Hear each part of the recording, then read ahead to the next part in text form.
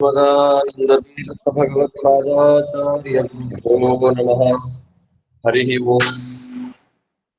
निखिलगुणनिकायं नित्यनिर्धूतहेयं शुभतममतिमेयं शुद्धसौख्याप्युपायं सकलनिगमगेयं सर्वशब्दाभिधेयं नवजलधरकायं नौमि लक्ष्मीसहायं विघ्नौघवारणं सत्याशेषविश्वस्य कारणं करुणासिन्धुमानन्दतीर्थबन्धुं हरिं भजे।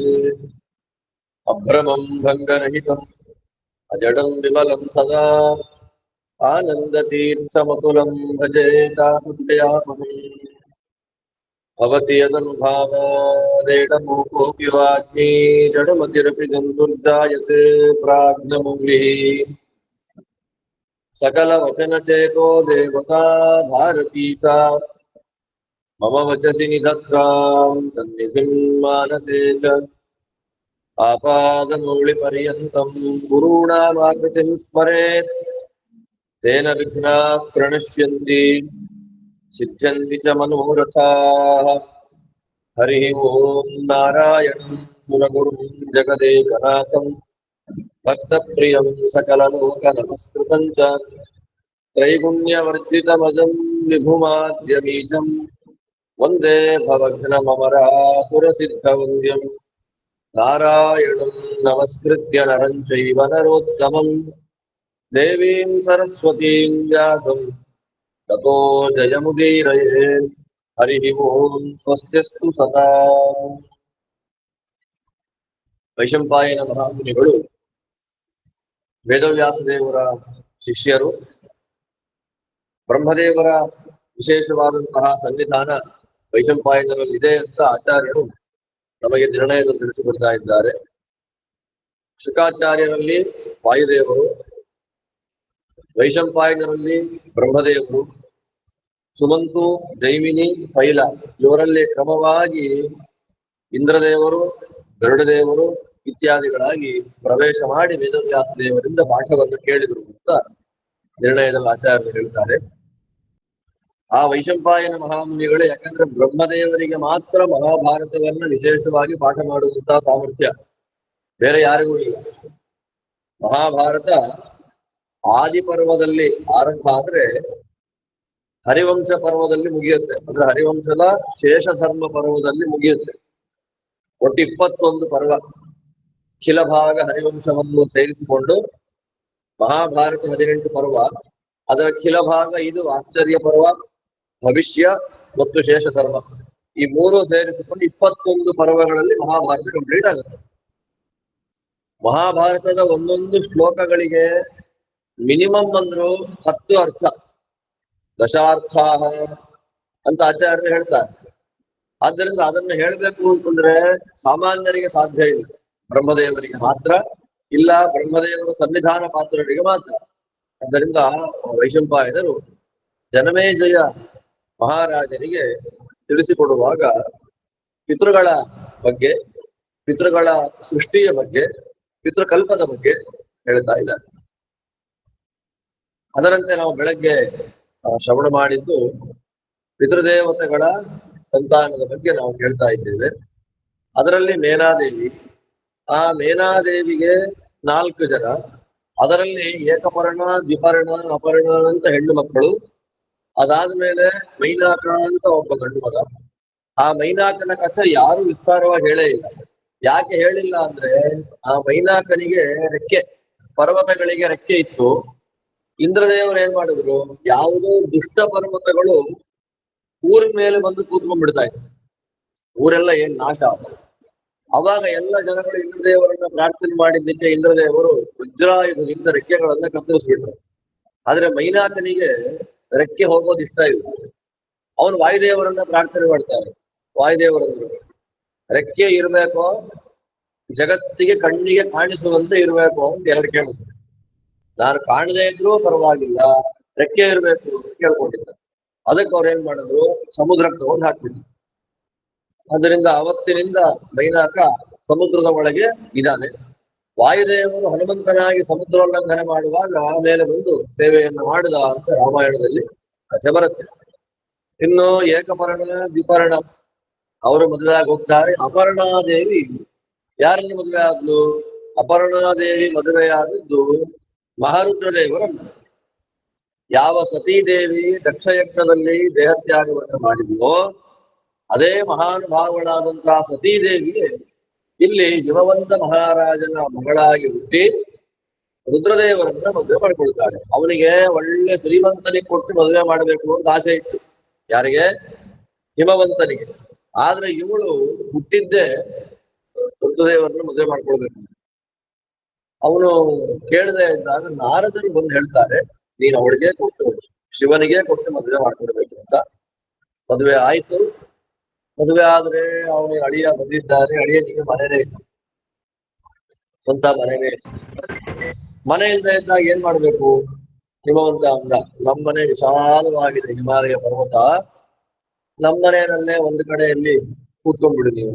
ಅವಾಗಲೇ ಆ ರುದ್ರದೇವರ ಸ್ಥಾನಗಳು ಹಿಮಾಲಯದಲ್ಲಿ ಬೇಕಾದಷ್ಟು ಆಗಿದ್ದು. ಅದರಲ್ಲಿ ಒಂದು ಪ್ರದೇಶ ಯಾವುದು? ಕೇದಾರ ಪ್ರದೇಶ.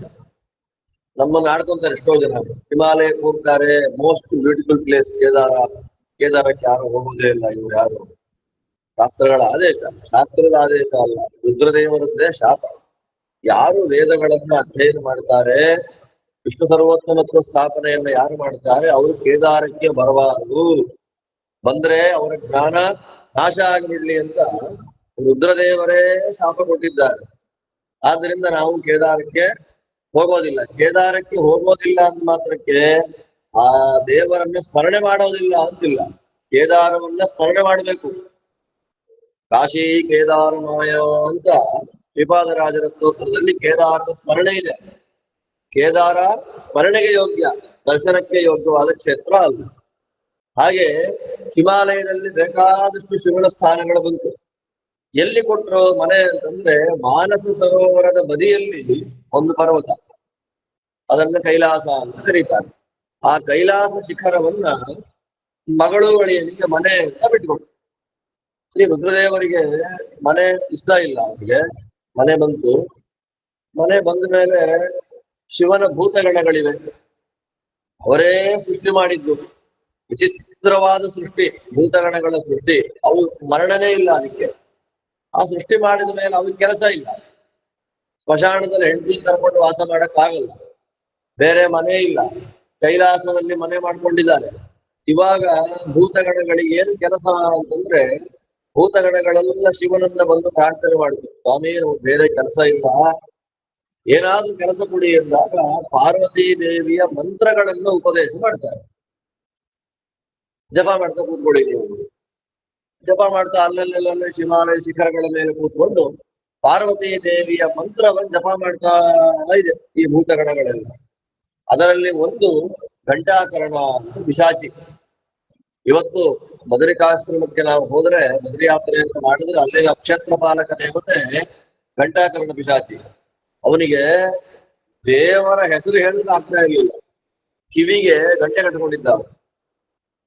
ಅವಾಗ ಕೃಷ್ಣದೇವರು ಅಸುರ ಮೋಹನಕ್ಕಾಗಿ ಕೈಲಾಸ ಯಾತ್ರೆಯನ್ನು ಮಾಡಿ ಶಿವನ ತಪಸ್ಸು ಮಾಡಿದಾಗ ಘಂಟಾಕರಣ ಪಿಶಾಚಿ ಅನುಗ್ರಹ ಮಾಡಿದ ಉಲ್ಲೇಖ ಇಲ್ಲಿ ಹರಿವಂಶದಲ್ಲೇ ಬರುತ್ತೆ. ಆ ಕಥೆ ಇಲ್ಲೇ ಭಾಗವತದಲ್ಲಿ ಬರಲ್ಲ, ಹರಿವಂಶದಲ್ಲಿ ಬರುತ್ತೆ.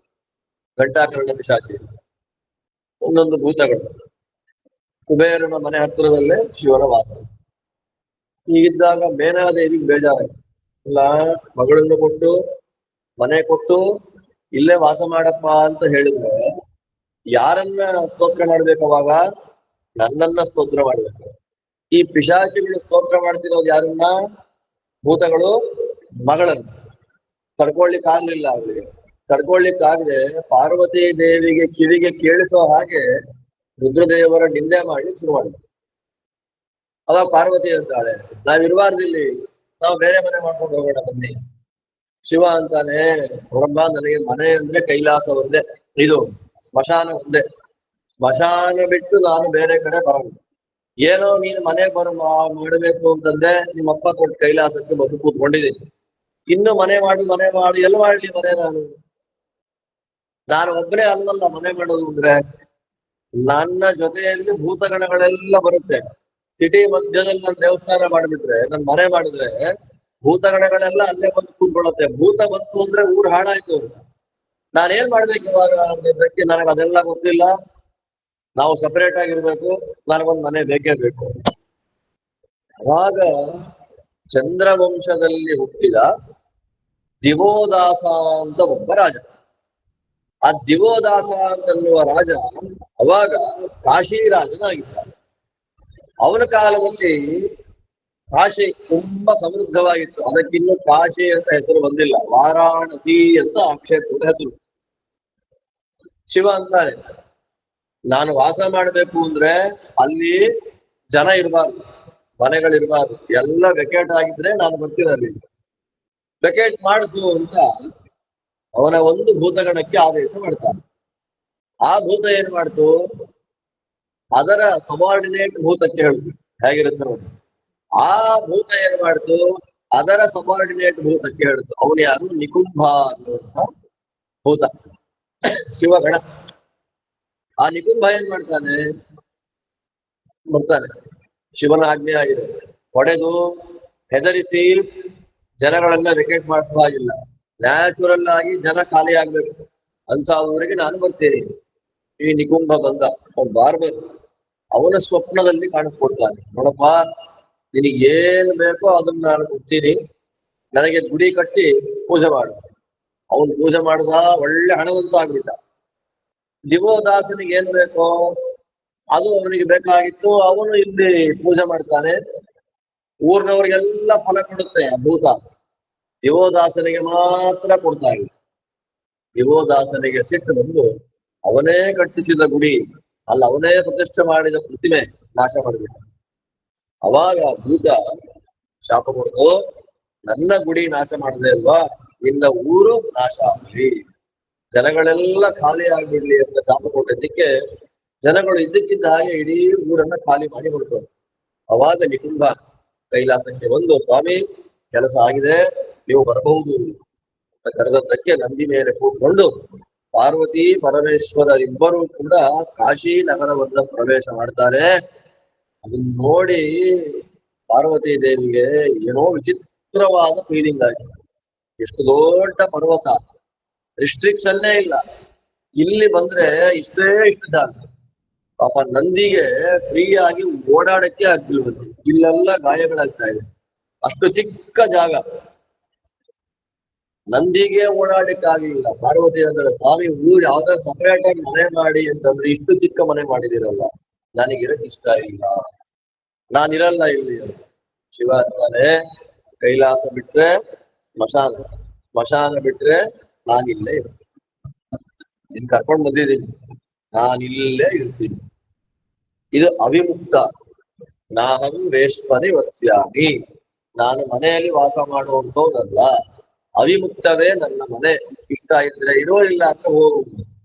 ಅವಾಗ ಪಾರ್ವತಿ ದೇವಿ ರುದ್ರದೇವರ ಮೇಲಿನ ಗೌರವ ಭಕ್ತಿಯಿಂದ ಅಲ್ಲೇ ವಾಸನ ಹಳ್ಳಿ ಒಪ್ಕೊಂಡ್ಲು. ಯಾಕೆ ಅಲ್ಲಿ ಬಂದ್ರು ಅಂತಂದ್ರೆ, ಅವರ ಉಪಾಸ್ಯ ಮೂರ್ತಿಯಾದ ಭಗವಂತ ಅಲ್ಲಿದ್ದಾನೆ. ಯಾರು, ಬಿಂದು ಮಾಧವ. ನಾವೆಲ್ಲ ಸುಮ್ಮನೆ ಮಾತಾಡ್ಬಿಡ್ತೇವೆ, ಇದು ವೈಷ್ಣವರು ಮಾಧವರು ಮಾತ್ರ ಹೇಳಿದ್ದು, ಕಾಶಿಯಲ್ಲಿ ಬಿಂದು ಮಾಧವ ಇದ್ದಾನೆ, ಇನ್ನೆಲ್ಲೋ ಇದೆ. ಕಾಶಿ ಅಂತಂದ್ರೆ ಇವತ್ತು ಬಿಂದು ಮಾಧವ ಫೇಮಸ್, ವಿಶ್ವನಾಥ ಫೇಮಸ್ ಅಂತಂದ್ರೆ ವಿಶ್ವನಾಥನೇ ಫೇಮಸ್. ಫೇಮಸ್ ಆದ ಮಾತ್ರಕ್ಕೆ ಅವನೇ ಮೇಯ್ನ್ ಆಗ್ಬೇಕು ಅಂತಿಲ್ಲ. ಪುರಾಣದಲ್ಲಿ ಸ್ಪಷ್ಟ, ಪದ್ಮ ಪುರಾಣದಲ್ಲಿ ಸ್ಪಷ್ಟ ಹೇಳ್ತಾರೆ, ರುದ್ರದೇವರು ಕಾಶಿಗೆ ಬಂದಿದ್ದಕ್ಕೆ ಮುಖ್ಯವಾದ ಕಾರಣ ಬಿಂದು ಮಾಧವ ದೇವರಿದ್ದಾರೆ ಅಂತಾನೆ ಬಂದಿದ್ದಲ್ಲಿ. ಆದ್ದರಿಂದ ಇವತ್ತು ಕೂಡ ನಾವು ಕಾಶಿಯಲ್ಲಿ ಗಂಗಾ ಸ್ನಾನ ಮಾಡಬೇಕು ಅಂದ್ರೆ ಎಲ್ಲಿ ಮಾಡಬೇಕು, ಪಂಚಗಂಗಾ ತೀರದಲ್ಲೇ ಕಾಶಿ ಸ್ನಾನ ಮಾಡಿದ್ರೆ, ಗಂಗಾ ಸ್ನಾನ ಮಾಡಿದ್ರೆ ವಿಶೇಷ ಪುಣ್ಯ. ಪಂಚಗಂಗಾ ತೀರ ಅಂದ್ರೆ ಯಾವುದು, ಬಿಂದು ಮಾಧವ ದೇವರ ಕೆಳಗೆ. ಬಿಂದು ಮಾಧವನ ಘಟ್ಟಕ್ಕೆ ಹೋಗುವೆ ತಾರೆ ಬಿಂದಿಗೆಯ ಅಂತ ಪುರಂದರದಾಸರು ಹಾಡಿದ್ದೆಲ್ಲ ಅಲ್ಲೇ ಸ್ನಾನ ಮಾಡ್ಬೇಕು ನಾವು. ಅದು ಬಿಟ್ರೆ ಇನ್ನು ಎರಡು ಪ್ರಧಾನವಾದಂತಹ ಸ್ಥಾನ ಇದೆ. ಒಂದನ್ನ ಮಣಿಕರ್ಣಿಕಾ ಅಂತ ಕರೀತಾರೆ, ಮತ್ತೊಂದು ದಶಾಶ್ವಮೇಧ ಅಂತ. ಎರಡು ಪ್ರಧಾನವಾದ ಘಟ್ಟಗಳು. ದಶಾಶ್ವಮೇಧದಲ್ಲಿ ಬ್ರಹ್ಮದೇವರು 10 ಅಶ್ವಮೇಧ ಯಾಗವನ್ನು ಮಾಡಿದ ಪ್ರದೇಶ. ಮಣಿಕರ್ಣಿಕಾ ಅಂತ ಅನ್ನೋದು ರುದ್ರದೇವರ ಕಿವಿಯ ಒಂದು ಗೋಲೆ ಕೆಳಗೆ ಬಿದ್ದ ಪ್ರದೇಶ, ಅದು ಮಣಿಕರ್ಣಿಕಾ. ಆ ಮಣಿಕರ್ಣಿಕಾ ಇವತ್ತು ಸ್ನಾನ ಮಾಡಿ ತುಂಬಾ ಕಷ್ಟ ಇದೆ. ಯಾಕೆ ಅಂದ್ರೆ ಮಣಿಕರ್ಣಿಕಾದ ಪಕ್ಕದಲ್ಲೇ ಮಹಾಶ್ಮಶಾನ ಇದೆ, ಹರಿಶ್ಚಂದ್ರ ಘಟ್ಟ ಇದೆ. ಅಲ್ಲೇ ಹರಿಶ್ಚಂದ್ರ ಮಹಾರಾಜ, ಇಲ್ಲಿ ಆ ಕಥೆ ಬರುತ್ತೆ. ಹರಿಶ್ಚಂದ್ರ ಮಹಾರಾಜ ಸ್ಮಶಾನ ಸೆಕ್ಯೂರಿಟಿ ಆಗಿದ್ದ, ಸೆಕ್ಯೂರಿಟಿ ಗಾರ್ಡ್ ಆಗಿದ್ದ. ಆ ಜಾಗ ಯಾವ ಹರಿಶ್ಚಂದ್ರ ಘಟ್ಟದಲ್ಲಿ ಆಗಿದ್ದ. ಆದ್ದರಿಂದ ರುದ್ರದೇವರು ವಿಶ್ವನಾಥ ರೂಪದಿಂದ ಕಾಶಿ ಕ್ಷೇತ್ರದಲ್ಲಿ ವಿರಾಜಮಾನರಾಗಿ ನಿಂತು ಪಾರ್ವತೀ ದೇವಿಯ ಪ್ರಾರ್ಥನೆಯಂತೆ. ಆದ್ದರಿಂದ ಆ ಕ್ಷೇತ್ರಕ್ಕೆ ವಾರಾಣಸಿ ಅಂತ ಇದ್ದ ಕ್ಷೇತ್ರ ರುದ್ರದೇವರ ಸನ್ನಿಧಾನ ಬಂದ ಮೇಲೆ ಏನಾಯ್ತು, ಕಾಶಿ ಅಂತ ಆಗೋಯ್ತು. ಕಾಶಿ ಅಂದ್ರೇನು? ಅತ್ಯಂತ ಪ್ರಕಾಶಮಾನವಾದ ನಗರ ಅಂತ ಪ್ರಸಿದ್ಧ ಆಯ್ತು. ಆದ್ದರಿಂದ ಇವತ್ತಿಗೂ ಕೂಡ ಕಾಶಿಯಲ್ಲಿ ಯಾರು ದೇಹತ್ಯಾಗವನ್ನು ಮಾಡಬೇಕು ಅಂತ ಹೋಗ್ತಾರೆ, ಅವರೆಲ್ಲರ ಕಿವಿಯಲ್ಲಿ ರುದ್ರದೇವರು ರಾಮನಾಮದ ಉಪದೇಶವನ್ನು ಮಾಡ್ತಾರೆ ಅಂತ ಪದ್ಮ ಪುರಾಣದಲ್ಲಿ ಹೇಳ್ತಾರೆ. ವಿಚ್ಯ ಅಟತಿ ಜಟಿಲ ಕೋಟಿ ಕಾಶಿ ನಿವಾಸಿ ಅಂತ ಹೇಳಿ, ಅಲ್ಲಿ ಜ್ಞಾನವಾಪಿ ಅಂತ ರುದ್ರದೇವರೇ ನಿರ್ಮಾಣ ಮಾಡಿದ ಒಂದು ಬಾವಿ. ಆ ಬಾವಿಗೆ ಜ್ಞಾನ ತೀರ್ಥ ಅಂತ ಕರೀತಾರೆ. ಕಾಶಿ ನೋಡಿದವ್ರಿಗೆ ಗೊತ್ತಿರುತ್ತೆ. ಕಾಶಿಯಲ್ಲಿ ಮುಸಲ್ಮಾನ ಮಸೀದಿ ಇದೆ ಅಲ್ಲ, ಅದು ಪ್ರಧಾನವಾದ ದೇವಸ್ಥಾನ. ಅದು ಇವತ್ತು ನಾವೇನು ವಿಶ್ವನಾಥ ಲಿಂಗ ನೋಡ್ತೀವಿ, ಅದು ಪ್ರಧಾನ ಗರ್ಭಗೃಹ ಅಲ್ಲ. ಅದನ್ನ ಈ ಅಹಲ್ಯ ಬಾಯಿ ಹೋಳ್ಕರ್ ಅಂತ ಒಬ್ಬ ರಾಣಿ, ಮಧ್ಯಪ್ರದೇಶದ ರಾಣಿ, ಅವಳು ನಿರ್ಮಾಣ ಮಾಡಿದ ಗುಡಿ ಅದು. ಅದರಲ್ಲಿ ಆ ಲಿಂಗದ ಪೀಸ್ ಅದು. ಇವತ್ತು ನಾವೇನ್ ನೋಡ್ತೇವೆ, ವಿಶ್ವನಾಥ ಲಿಂಗ ತುಂಬಾ ದೊಡ್ಡದು. ಆ ಲಿಂಗದ ಒಂದು ಪೀಸ್ ಇವತ್ತು ನಾವು ದರ್ಶನ ಮಾಡುವಂಥದ್ದು. ಎಷ್ಟು ದುಃಖ ಆಗುತ್ತೆ. ರುದ್ರದೇವರೇ ಬೇಕು ಅಪೇಕ್ಷೆ ಪಟ್ಟು ಸನ್ನಿಹಿತರಾದ ಕ್ಷೇತ್ರ ಅದು. ಅವರೇ ನಿರ್ಮಾಣ ಮಾಡಿದ ತೀರ್ಥ, ಜ್ಞಾನ ತೀರ್ಥ, ಅದ್ರ ಪಕ್ಕದಲ್ಲೇ ಇದೆ. ಆ ನಂದಿ ಏನು ಆ ಮಸೀದಿಯನ್ನ ಫೇಸ್ ಮಾಡ್ಕೊಂಡಿದೆ ನಂದಿ. ಅದರಿಂದ ಏನ್ ಗೊತ್ತಾಗುತ್ತೆ, ಗುಡಿ ಅದೇ, ಲಿಂಗ ಅದೇ ಅಂತ ಸ್ಪಷ್ಟ ಆಗುತ್ತೆ ನಮ್ಗೆ.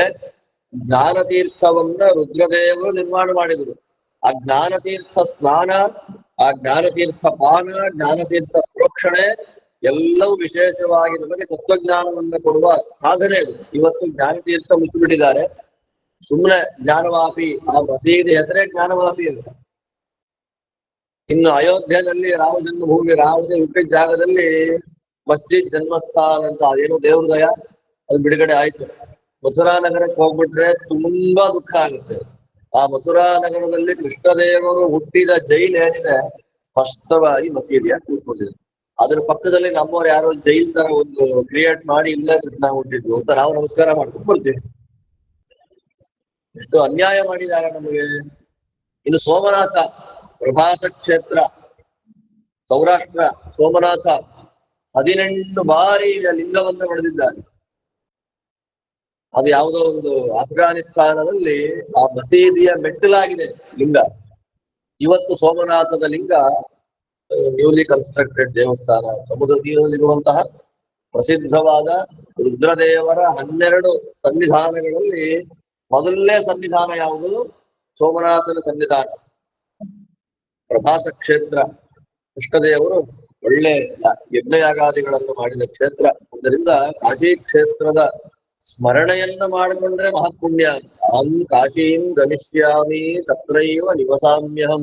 ನಾನು ಕಾಶಿಗೆ ಹೋಗ್ತೇನೆ, ನಾನು ಕಾಶಿಯಲ್ಲೇ ವಾಸ ಮಾಡ್ತೇನೆ ಅಂತ ನಾವು ಸ್ಮರಣೆ ಮಾಡ್ಕೊಂಡ್ಬಿಟ್ರೆ ಸಾಕು, ವಿಶೇಷವಾದ ಕಾಶಿ ವಾಸದ ಫಲ ಬರುತ್ತೆ ಅಂತ ಶಾಸ್ತ್ರ ಆದೇಶ ಮಾಡುತ್ತೆ.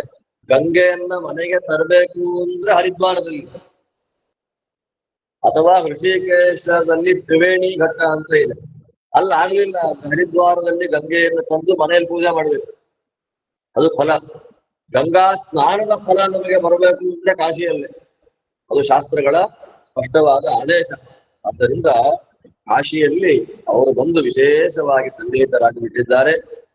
ಮತ್ತಿನ್ನು ಪುರಾಣ ಹೇಳುವಂತೆ ಕಾಶಿಯಲ್ಲೇ ಸುಬ್ರಹ್ಮಣ್ಯನ ಜನ್ಮ ಆಗಿತ್ತು. ಒಂದೊಂದು ಕಡೆ ಒಂದೊಂದು ತರ ಕಥೆ ಹೇಳ್ತಾರೆ. ಅದು ಒಂದೊಂದು ಕಲ್ಪದಲ್ಲಿ. ಪಾರ್ವತೀ ದೇವಿಯನ್ನ ಮದುವೆ ಮಾಡಿಕೊಂಡು ನಿಷೇಕ ಪ್ರಸ್ಥ ಮುಹೂರ್ತಕ್ಕೆ ಅಂತ ಒಳಗೆ ಹೋದವರು, ತಾರಕಾಸುರ ವೈಭವದಿಂದ ಮೆರಿತಾ ಇದ್ದಾನೆ, ಹೊರಗೆ ಬರ್ಲಿಲ್ಲ ಗಂಡ ಹೆಂಡತಿ ಇಬ್ರು. ರುದ್ರದೇವರ ಮಗನಿಂದ ತಾರಕಾಸುರನ ಸಂಹಾರ ಅಂತ ಅವನೇ ಕೇಳಿದ ವರ. ಏನ್ ಮಾಡ್ಬೇಕು ಅಂತ ಗೊತ್ತಿಲ್ಲ. ಇವರಿಬ್ರು ರೂಮಲ್ಲಿ ಬಾಗ್ಲಾಕೊಂಡಿದ್ದಾರೆ, ಶಬ್ದ ಬರ್ತಿಲ್ಲ, ಮಾತಾಡ್ತಿಲ್ಲ, ನೂರಾರು ಸಾವಿರಾರು ವರ್ಷ ಆಗೋಯ್ತು. ಏನ್ ಮಾಡ್ಬೇಕು ಅಂದಾಗ ಮತ್ತೆ ಮನ್ಮಥನನ್ನ ಕೇಳ್ತಾರೆ. ಮನ್ಮಥ ನೋಡಪ್ಪ, ಅವರಿಂದ ಒಂದು ಸಲ ನನಗಾಗಿದೆ ಸಾಕು. ಒಂದು ಸಲ ನಾನು ದೇಹವನ್ನೇ ಕಳ್ಕೊಂಡು ಅಲಂಕಾರ ಆಗಿಬಿಟ್ಟಿದ್ದೇನೆ, ನಾನು ಹೋಗಲ್ಲ ಅಂತಂದಾಗ ಅಗ್ನಿರ್ವೈ ದೇವಾನ ಅವಮಹ ಅಂತ ದೇವತೆಗಳಲ್ಲಿ ಕೊನೆಯವನಾದ ಅಗ್ನಿ ಹೇಳ್ತಾರೆ, ಅಗ್ನಿ ಹೋಗಪ್ಪ ಅಂದಾಗ ನಾನು ಹೋಗ್ತೀನಿ ಅಂತ. ಒಳಗೆ ಬಾಗಿಲಿನ ಒಂದು ಸಂಧಿಯಲ್ಲಿ ಒಳಗೆ ಹೋದಾಗ ಪಾರ್ವತಿ ದೇವಿಗೆ ನಾಚಿಕೆ ಆಯಿತು. ರುದ್ರದೇವರ ಶಕ್ತಿ ಅಗ್ನಿಯ ಕೈಗೆ ಬಿತ್ತು. ಅಗ್ನಿ ಬಿಸಿ, ರುದ್ರದೇವರ ಶಕ್ತಿ ಮತ್ತೂ ಬಿಸಿ. ಅಗ್ನಿಗಳನ್ನು ತಡ್ಕೊಳ್ಲಿಕ್ಕೆ ಆಗ್ಲಿಲ್ಲ, ನೇರವಾಗಿ ಬಂದು ಗಂಗೆಗೆ ಹಾಕ್ಬಿಟ್ಟ. ಈ ಕಥೆಯ ಪ್ರಕಾರ ವಾರಾಣಸಿಯಲ್ಲಿ ನಡೆದ ಘಟನೆ ಇದು. ಗಂಗೆಗೆ ಹಾಕ್ಬಿಟ್ಟ. ಸ್ವಲ್ಪ ದೂರ ಗಂಗೆ ತಡ್ಕೊಂಡು ಹೋದ್ಲು. ಗಂಗೆಗೂ ಅದನ್ನ ತಡ್ಕೊಳ್ಲಿಕ್ಕೆ ಆಗದೆ ಹತ್ತಿರದಲ್ಲೇ ಇದ್ದ ಶರಸ್ತಂಭದ ಮೇಲೆ ಹಾಕಿಬಿಟ್ಲು. ಶರಸ್ತಂಭದ ಮೇಲೆ ರುದ್ರದೇವರ ಶಕ್ತಿ ಬಿದ್ದಾಗ ಅದು 6 ಭಾಗ ಆಯಿತು. 6 ಭಾಗವಾದಾಗ 6 ಮುಖಗಳು ಬಂತು ಆ ಕೂಸಿಗೆ. 6 ಮುಖ ಬಂದು ಅಂತ ಶಬ್ದ ಮಾಡಿದಾಗ ಕೃತ್ತಿಕಾ ನಕ್ಷತ್ರದ ಅಭಿಮಾನಿ ದೇವತೆಗಳು 6 ಜನ ಬಂದು ಸ್ತನ್ಯಪಾನವನ್ನು ಮಾಡಿಸ್ತಾರೆ. ಅವಾಗ ದೇವತೆಗಳೆಲ್ಲ ಬಂದು ಈ ಕೂಸನ್ನ ಕಾರ್ತಿಕೇಯ ಅಂತ ಕರೆದಿದ್ದಾರೆ. ಅದಾದ ನಂತರದಲ್ಲಿ ಅಗ್ನಿಯ ಮಗನಾದ್ದರಿಂದ ಆಗ್ನೇಯ ಅಂತ ಕರೆದರು, ಗಂಗೆಯ ಮಗನಾದ್ದರಿಂದ ಗಾಂಗೇಯ ಅಂತ ಕರೆದರು, ಶರಸ್ತಂಭದಲ್ಲಿ ಹುಟ್ಟಿದ ಕಾರಣ ಶರವಣ ಭವ ಅಂತ ಅವರನ್ನ ಕರೆದರು. ಒಬ್ಬೊಬ್ರು ಕ್ಲೈಮ್ ಮಾಡ್ತಾ ಇದ್ದಾರೆ, ನಮ್ದು ಅಂತ ಕ್ಲೈಮ್ ಮಾಡ್ತಾ ಇದ್ದಾರೆ. ಅವಾಗ ಪಾರ್ವತಿ ಬಂದು ನನ್ನ ಮಗು ಇದು ಅಂತ.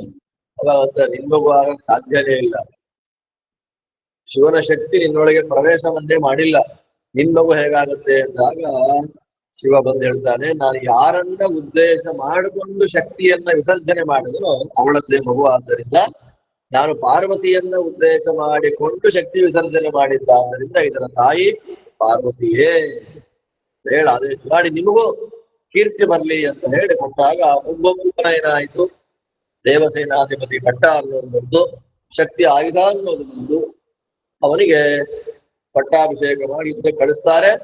ಯುದ್ಧಕ್ಕೆ ಹೋದವನು ತಾರಕಾಸುರನ ಸಂಹಾರವನ್ನು ಮಾಡಿ ತಾರಕಾರಿ ಎಂಬುದಾಗಿ ಪ್ರಸಿದ್ಧನಾಗಿ ಸಕಲ ಲೋಕಗಳನ್ನೂ ಉದ್ಧಾರ ಮಾಡುತ್ತಾ ಸ್ವಾಮಿ ಸುಬ್ರಹ್ಮಣ್ಯ ವಿರಾಜಮಾನನಾಗಿದ್ದಾನೆ. ಅವನೇ ಕಾಮ ಸುಬ್ರಹ್ಮಣ್ಯ, ಬೇರೆ ಯಾರೂ ಅಲ್ಲ. ಅವನು ಮನ್ಮಥನೇ ಒಂದು ರೂಪದಿಂದ ಸುಬ್ರಹ್ಮಣ್ಯದಾಗ ಅವತಾರ ಮಾಡಿದ್ದು. ನಮ್ಮೆಲ್ಲರ ಮನೋಭಿಮಾನಿಯಾದಂತಹ ದೇವತೆ ಇಂದ್ರಕಾಮರಿಬ್ಬರು ಮನೋಭಿಮಾನಿಗಳಾದಂತಹ ದೇವತೆಗಳು. ಸುಬ್ರಹ್ಮಣ್ಯನ ಸ್ಮರಣೆಯನ್ನ ಮಾಡೋದ್ರಿಂದ ಮನಸ್ಸು ಕಂಟ್ರೋಲಿಗೆ ಬರುತ್ತೆ ಅಂತ ಶಾಸ್ತ್ರ ನಮಗೆ ತಿಳಿಸಿಕೊಡ್ತಾ ಇದೆ. ಹೀಗೆ ಆ ಪಿತೃದೇವತೆಗಳ ವಂಶ ವಿಸ್ತಾರದಲ್ಲಿ ಅನೇಕಾನೇಕ ದೇವತೆಗಳು, ಅವರೆಲ್ಲರ ಅವತಾರ. ವೇದವ್ಯಾಸ ದೇವರು ಪಿತೃದೇವತೆಗಳ ಒಂದು ದೌಹಿತ್ರರಾದ್ರೆ, ಈ ಕಡೆ ಶುಕಾಚಾರ್ಯರು ಪಿತೃದೇವತೆಗಳ ಅಳಿಯನಾದ್ರೆ, ಇನ್ನೊಂದು ಕಡೆಯಲ್ಲಿ ರುದ್ರದೇವರು ಪಿತೃದೇವತೆಗಳ ಮೊಮ್ಮಗಳ ಗಂಡ. ಹೀಗೆಲ್ಲ ಪಿತೃದೇವತೆಗಳ ವಂಶ ವಿಸ್ತಾರ ಅಂತಂಬೋದು ನಡೆದು ಬರ್ತಾ ಇದೆ. ಅವಾಗ ವೈಶಂಪಾಯನ ಬರ್ತಾರೆ, ಇಂತಹ ಪಿತೃದೇವತೆಗಳನ್ನ ಪ್ರಧಾನವಾಗಿ ನೇಮನ ಮಾಡುವಂತಹ ಒಬ್ಬ ದೇವತೆ ಅವನು ಸೂರ್ಯ. ಅವನಿಗೆ ಶ್ರಾದ್ದ ದೇವ ಅಂತ ಹೆಸರು ಅಂತ ಹೇಳ್ಬೇಕು. ಅವಾಗ ಕೇಳ್ತಾನೆ, ಕಥಂ ವೈ ಶ್ರಾದ್ದ ದೇವತ್ವಂ, ಸೂರ್ಯನಿಗೆ ಶ್ರಾದ್ದ ದೇವ ಅಂತ ಯಾಕೆ ಹೆಸರು? ಶ್ರಾದ್ದ ದೇವತೆ ಯಮ ಆಗ್ಬೇಕು ಆಕ್ಚುಲಿ. ಸೂರ್ಯನ್ ಯಾಕೆ ಶ್ರಾದ್ದ ದೇವ ಅಂತ ಕರೀತಾರೆ ಅಂತಂದ್ರೆ, ಶ್ರಾದ್ದಕ್ಕೆ ಬೇಕಾದಂತಹ ಕಾಲವನ್ನ ನಿರ್ಣಯ ಮಾಡಿಕೊಡುವಂತಹ ದೇವತೆ ಅವನು ಸೂರ್ಯ. ಶ್ರಾದ್ದಕ್ಕೆ ಬೇಕಾದ ಕಾಲ ಯಾವುದು ಅಂದ್ರೆ ಮಧ್ಯಾಹ್ನ, ಕುತಪ ಕಾಲ. ಭೂಮಿ ತುಂಬಾ ಬಿಸಿ ಆಗ್ಬಿಡ್ಬೇಕು. ಭೂಮಿ ಬಿಸಿಯಾದಾಗ ಶ್ರಾದ್ದಾದಿಗಳನ್ನ ಮಾಡಬೇಕು. ಅದು ನಮ್ಮಲ್ಲಿ ಕೆಲವು ಪ್ರಶ್ನೆ ಬರುತ್ತೆ. ನಾವು ಧನುರ್ಮಾಸ ಮಾಡ್ತೀವಿ, ಧನುರ್ಮಾಸ ಕಟ್ಟಲೆ ಮಾಡಿದಾಗ ನಾವೇನ್ ಮಾಡ್ಬೇಕು? ಬೆಳಗ್ಗೆ ಬೇಗ ಮಾಡ್ಬೇಕಾ, ಮಧ್ಯಾಹ್ನ ಮಾಡ್ಬೇಕಾ ಅಂತಂದ್ರೆ ನಾವು ಉತ್ತರ ಏನ್ ಗೊತ್ತಾ? ನಿಮ್ಮ ಗುರುಗಳನ್ನ ಕೇಳ್ಕೊಂಡ್ಬಿಡಿ. ಯಾಕೆ ಅಂತಂದ್ರೆ ಅವರವರ ಸಂಪ್ರದಾಯ, ಅನುಷ್ಠಾನ, ಆಚರಣೆಗಳ ಬೇಕಾದಷ್ಟಿರುತ್ತೆ. ಆದ್ದರಿಂದ ಕೆಲವರು ಬೆಳಗ್ಗೆ ಬೇಗ ಮಾಡ್ತಾರೆ, ಮಾಡಿಬಿಡ್ತಾರೆ. ದ್ವಾದಶ್ಯಾದಿ ವ್ರತಗಳಲ್ಲಿ ಆಗುವಾಗ ಏಕಾದಶಿ ದಿವಸದಲ್ಲಿ ಶ್ರಾದ್ದವನ್ನ ವಿಶೇಷವಾಗಿ ನಿಷೇಧವನ್ನು ಮಾಡಿದ್ದಾರೆ. ಏಕಾದಶಿ ಹರಿದಿನ. ಹರಿದಿನದಲ್ಲಿ ಎಂತಹ ದೊಡ್ಡ ಕೆಲಸವನ್ನು ನಾವು ಮಾಡಬಾರದು. ಇಲ್ಲ ಮನೆಯವರು ಅಂದ್ರೆ ಯಾರೋ ತೀರ್ಕೊಂಡಿದ್ದಾರೆ, ಏಕಾದಶಿ ದಿನನೇ ಹೋದ್ರು, ಶ್ರಾದ್ದವನ್ನು ಮಾಡೋದ್ರಿಂದ ಉಲ್ಲಂಘನೆ ಆಗಲ್ವಾ? ದ್ವಾದಶಿ ಮಾಡಿದ್ರು ಉಲ್ಲಂಘನೆ ಇಲ್ಲ. ಹರಿದಿನವನ್ನ ಉಲ್ಲಂಘನೆ ಮಾಡಬಾರ್ದು ನಾವು. ಆದ್ದರಿಂದ ನಮ್ಮಲ್ಲಿ ಸಂಪ್ರದಾಯ ಏನು? ಏಕಾದಶಿ ಶ್ರಾದ್ದವನ್ನ ದ್ವಾದಶಿಯಾದಿ ದಿನಗಳಲ್ಲಿ ಅನುಷ್ಠಾನ ಮಾಡುವಂಥದ್ದು. ಆ ದ್ವಾದಶಿ ಅಂದ್ರೆ ಒಟ್ಟಿನಲ್ಲಿ ಸೂರ್ಯೋದಯ ಆಗಿರ್ಬೇಕು. ಪಿಂಡ ಪ್ರದಾನವನ್ನ ಮಾಡಬೇಕು ಅಂದ್ರೆ ಸೂರ್ಯೋದಯ ಆಗಿರ್ಲೇಬೇಕು, ತಿಥಿ ಹುಟ್ಟಬೇಕು. ಆದ್ದರಿಂದ ಸೂರ್ಯನಿಗೆ ಶ್ರಾದ್ದ ದೈವ ಅಂತ ಅವನ ಬಗ್ಗೆ ಹೇಳಿ ಇನ್ನು ಪಿತೃಕಲ್ಪವನ್ನು ವಿಸ್ತಾರವಾಗಿ ನಿರೂಪಣೆಯನ್ನು ಮಾಡ್ತಾರೆ. ಕಶ್ಯಪರ ಹೆಂಡತಿ ಅದಿತಿ ದೇವಿ. ಕಶ್ಯಪನಿಗೆ ಒಟ್ಟು 16 ಜನ ಹೆಂಡತಿಯರು. ಆ 16 ಹೆಂಡತಿಯರಲ್ಲಿ ಪ್ರಧಾನಳಾಗಿ ಬಂದ ಹೆಂಡತಿ ಯಾರು? ಅದಿತಿ. ಅದಿತಿ ಒಳಗೆ ದೇವರ ಒಂದು ರೂಪ ಇದೆ, ಅದಿತಿ ಎನ್ನುವಂತಹ ಒಂದು ರೂಪ ಇದೆ. ಎಲ್ಲ ಪ್ರಪಂಚವನ್ನ ತಿಂದು ಬಿಡ್ತಾನೆ ಭಗವಂತ. ಆದ್ದರಿಂದ ದೇವರಿಗೆ ಅದಿತಿ ಅಂತ ಹೆಸರು. ಸರ್ವಮ್ಮ ಅತ್ತೀತಿ ಅದಿತೇಹೇ ಅದಿತಿತ್ವಂ ಅಂತ ಉಪನಿಷತ್ನಲ್ಲಿ ಹೇಳುವಾಗ ಭಗವಂತ ಎಲ್ಲವನ್ನ ತಿಂದು ಬಿಡ್ತಾನೆ, ಆದ್ದರಿಂದ ಅವನು ಅದಿತಿ. ಆ ಅದಿತಿ ಅವಳು ಕಶ್ಯಪರಿಂದ ಗರ್ಭಾಧಾನವನ್ನು ಮಾಡಿಸಿಕೊಂಡಿದ್ದಾಳೆ. ತುಂಬು ಗರ್ಭಿಣಿ. ಬುಧ, ಚಂದ್ರನ ಮಗ ಬುಧ ಬ್ರಹ್ಮಚಾರಿ, ಭಿಕ್ಷೆ ಬೇಡಬೇಕು ಅಂತ ಮನೆಗೆ ಬಂದ. ಭಿಕ್ಷಾಂದೇಹಿ ಅಂತ ಕೇಳಲ್ಲ. ಅವನು ಭಿಕ್ಷಾಂದೇಹಿ ಅಂತ ಕೇಳಿದ್ರೆ ಈ ತುಂಬು ಗರ್ಭಿಣಿಗೆ ಹೊರಗೆ ಬರ್ಲಿಕ್ಕೆ ಆಗ್ಲಿಲ್ಲ. ಅವಾಗ ಲೇಟ್ ಆಗಿ ಭಿಕ್ಷೆ ಕೊಟ್ಟು ಅಂತ ಶಾಪ ಕೊಟ್ಟ, ನಿನ್ನ ಗರ್ಭ ನಾಶ ಆಗ್ಬಿಡ್ಲಿ ಅಂತ. ತುಂಬಾ ದುಃಖ ಆಯ್ತು ಅವಳಿಗೆ. ಎಷ್ಟು ಬೇಜಾರಾಯ್ತು ಅವಳಿಗೆ, ಅಷ್ಟು ಬೇಜಾರಾಗೋಯ್ತು. ಅವಾಗ ಕಶ್ಯಪರಂತಾರೆ, ನಾನಿದ್ದೀನಿ, ನೀನ್ ತಲೆ ಕೆಡಿಸ್ಕೊಳ್ಬೇಡ ಅಂತ ಹೇಳಿ ಆ ಬುಧನ ಶಾಪವನ್ನು ಕೂಡ ವಿಫಲ ಮಾಡಿ ಮಗು ಹುಟ್ಟುವಂತೆ ಮಾಡಿಬಿಡ್ತಾರೆ. ಮಗು ಹುಟ್ಟುವಂತೆ ಮಾಡ್ತಾರೆ. ಆ ಕೂಸಿಗೆ ಮಾರ್ತಾಂಡ ಅಂತ ಹೆಸರು ಕೊಟ್ಟು, ಯಾಕೆ ಸತ್ತು ಹೋಗು ಅಂತ ಶಾಪ ಕೊಟ್ಟರು ಕೂಡ ಸಾಯದೆ ಬದುಕಿ ಬಾಳಿದ. ಆದ್ದರಿಂದ ಅವನಿಗೆ ಮಾರ್ಕಂಡ ಅಂತ ಹೆಸರು ಬಂತು ಸೂರ್ಯನಿಗೆ. ಸರಿ, ಮಗು ಸತ್ತೋಗತ್ತೆ ಎನ್ನುವ ಶಾಪ ಬದುಕಿತು. ಒಳ್ಳೆ ಪ್ರೀತಿಯಿಂದ ಮುದ್ದು ಮಾಡಿ ಸಾಕ್ಬಿಟ್ರು. ಆ ಮುದ್ದು ಮಾಡಿ ಸಾಕೋದು ಅಂದ್ರೆ ಹೇಗೆ? ಅವ್ನು ಏನ್ ಮಾಡಿದ್ರು ಸರಿ, ತಪ್ಪು ಏನಿಲ್ಲ. ಏನು ಮಾಡ್ಲಿ ಓಕೆ ಓಕೆ ಓಕೆ ಅಂತ ಮಾಡ್ತಾ ಇದ್ದಾನೆ. ಅವ್ನು ಹಾಗೇ ಬೆಳೆದ, ಅನ್ಡಿಸಿಪ್ಲಿನ್ಡ್ ಆಗಿ ಬೆಳೆದಾಗ ಅವನಿಗೆ ಪಷ್ಟು ಪ್ರಜಾಪತಿಯ ಮಗಳಾದಂತಹ ಸಣ್ಣಾದೇವಿಯನ್ನ ಕೊಟ್ಟು ಮದುವೆಯನ್ನು ಮಾಡಿದ್ದಾರೆ. ಆ ಸಣ್ಣಾದೇವಿ ಮದುವೆ ಮಾಡಿದಾಗ ಆರಂಭದಲ್ಲಿ 3-4 ಜನ ಮಕ್ಕಳಾದರು. ಯಾರ್ಯಾರು? ಯಮಧರ್ಮ, ಅದಾದ್ಮೇಲೆ ಯಮಿ, ಅವಳೇ ಯಮುನಾದೇವಿ, ಅದಾದ್ಮೇಲೆ ವೈವಸ್ವತ ಮನು, ಅದಾದ್ಮೇಲೆ ತಪತಿ ಅಂತ 4 ಜನ ಮಕ್ಕಳಾದರು. ಈ 4 ಜನ ಮಕ್ಕಳ ಆದ್ಮೇಲೆ ಸಣ್ಣಾದೇವಿಗೆ ಸೂರ್ಯನ ಜೊತೆ ಸಂಸಾರ ಮಾಡಕ್ ಆಗಲ್ಲ ಅಂತ ಗೊತ್ತಾಯ್ತು. 4 ಜನ ಮಕ್ಕಳಾದ್ಮೇಲೆ ಗೊತ್ತಾಯ್ತು ಸಂಸಾರ ಮಾಡಕ್ ಆಗಲ್ಲ.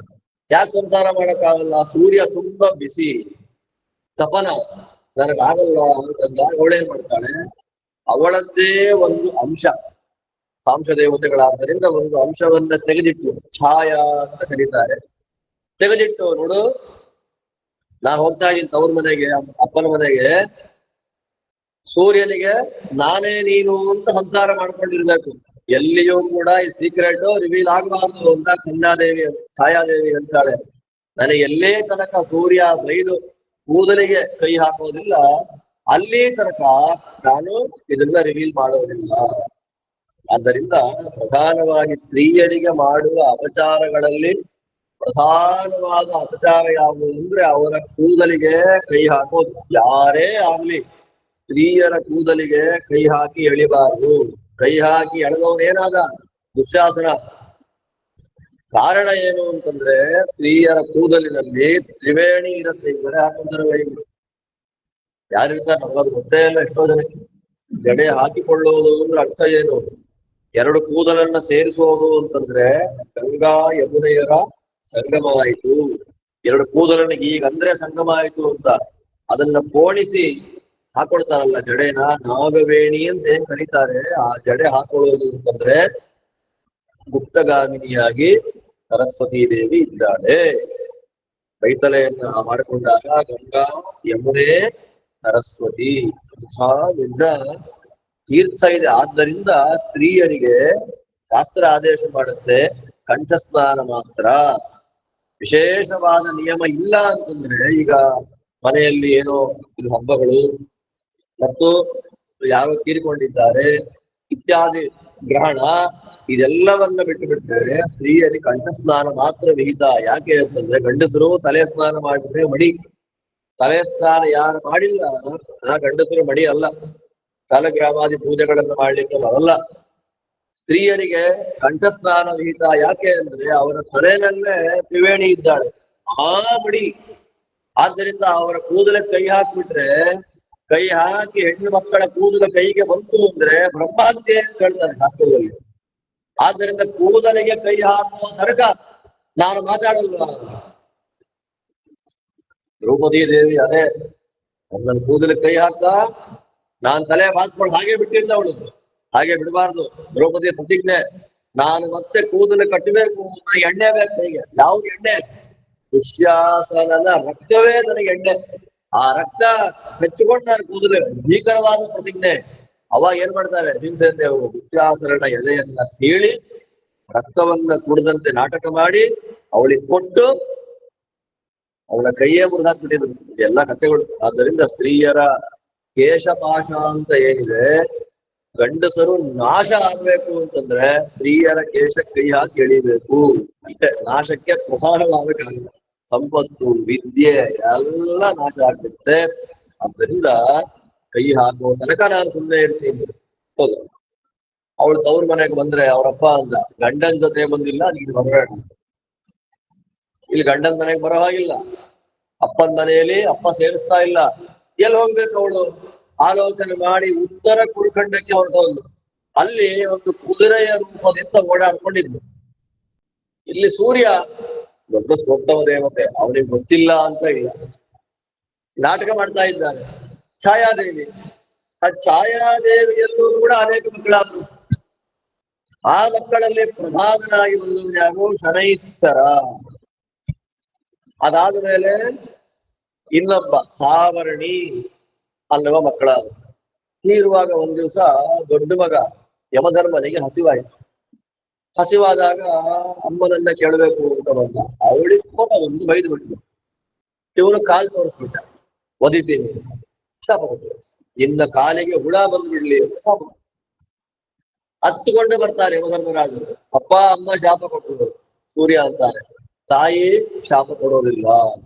ಶಾಪ ಕೊಟ್ರೆ ಅವಳು ತಾಯಿ ಅಲ್ಲ, ಏನೋ ಮಿಸ್ಟೇಕ್ ಆಗಿದೆ ಅಂತ ಬಂದು ಗಲಾಟೆ ಮಾಡಿ ಕೂದಲು ಕೈ ಹಾಕ್ತಾ ಸೂರ್ಯ ಎಲ್ಲ ರಿವೀಲ್ ಮಾಡಿದ್ರು.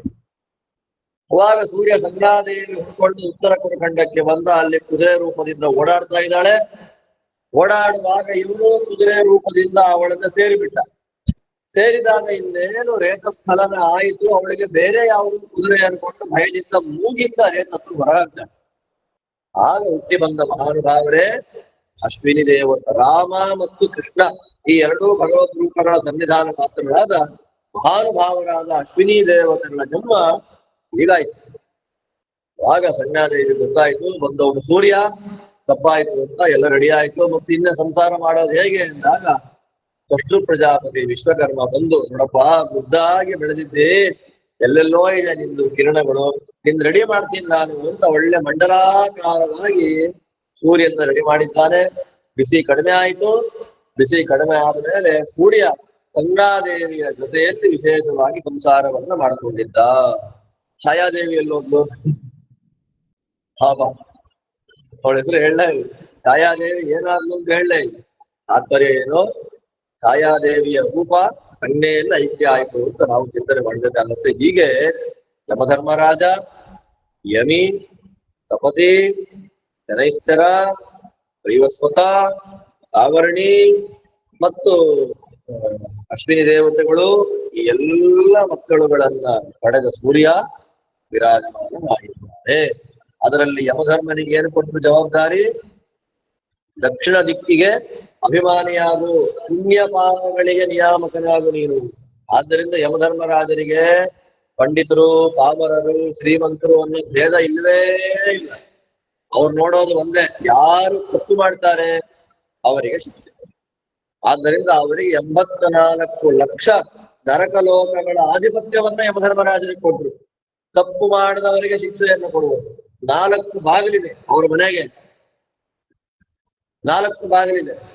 4 ಬಾಗಿಲಲ್ಲಿ ತುಂಬಾ ದುಃಖದಿಂದ ಇರುವಂತಹ ಬಾಗಿಲಿಯ ದಕ್ಷಿಣದ ಬಾಗಿಲು. ಗರುಡ ಪುರಾಣ ಕೇಳಿಬಿಟ್ರೆ ಭಯ ಆಗುತ್ತೆ. ಅದಕ್ಕೆ ಗರುಡ ಪುರಾಣ ಕಿವಿಗೆ ಹೆಸರೇ ಬೀಳಬಾರದು. ಗರುಡ ಪುರಾಣದಷ್ಟು ಸಾತ್ವಿಕೋತ್ತಮ ಪುರಾಣ ಇನ್ನೊಂದಿಲ್ಲ. ಭಾಗವತ ಪುರಾಣ ಆಗ್ತಾ ಇದ್ದ ಹಾಗೆ ನೆಕ್ಸ್ಟ್ ಗ್ರೇಡೆ, ಸೆಕೆಂಡ್ ರ್ಯಾಂಕ್ ಅಲ್ಲಿ ಇರೋದೇ ಗರುಡ ಪುರಾಣ.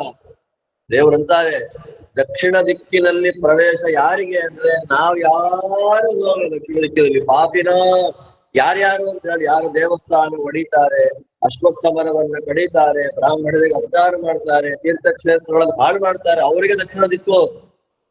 ನಾವು ಹೋಗ್ಬೇಕು ಅಂತ ಆಸೆ ಪಟ್ರು ನಿಮ್ಗಿಲ್ಲ, ನೀವು ಬರಬೇಡಿ ಇಲ್ಲಿ ಅಂತಾರೆ ದೇವತೆಗಳು.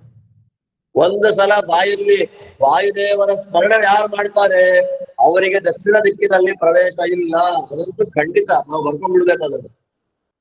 ಇನ್ನು ಉಳಿದ 3 ದಿಕ್ಕು ನಮಗೆ, ಪೂರ್ವವೋ, ಪಶ್ಚಿಮವೋ, ಉತ್ತರವೋ, 3 ದಿಕ್ಕು ತುಂಬಾ ಸುಂದರವಾದಂತಹ ದಿಕ್ಕು. ಯಮಧರ್ಮರಾಜರು ಪರಮ ಸುಂದರವಾದ ರೂಪದಿಂದ ಒಂದ್ ದಿಕ್ಕಿನಲ್ಲಿ ಆನೆ ಮೇಲೆ ಕೂತಿದ್ದಾರೆ, ಒಂದರಲ್ಲಿ ರಥ, ಒಂದರಲ್ಲಿ ಕುದುರೆ, ಅದರ ಮೇಲೆ ಕೂತ್ಕೊಂಡು ಬಂದವರನ್ನ ಸ್ವಾಗತ ಮಾಡ್ತಾ, ಪಾನಕ ತಗೊಳ್ಳಿ, ನೀರು ಮಜ್ಜಿಗೆ ತಗೊಳ್ಳಿ, ಊಟ ಮಾಡ್ರಿ, ದೇವರ ಕಥೆ ಕೇಳಿ, ವೈಕುಂಠಾದಿ ಲೋಕಗಳಿಗೆ ಹೋಗ್ರಿ ಅಂತ ಕಳಿಸ್ಕೊಡ್ತಾರೆ ಮಹಾನುಭಾವರವರು.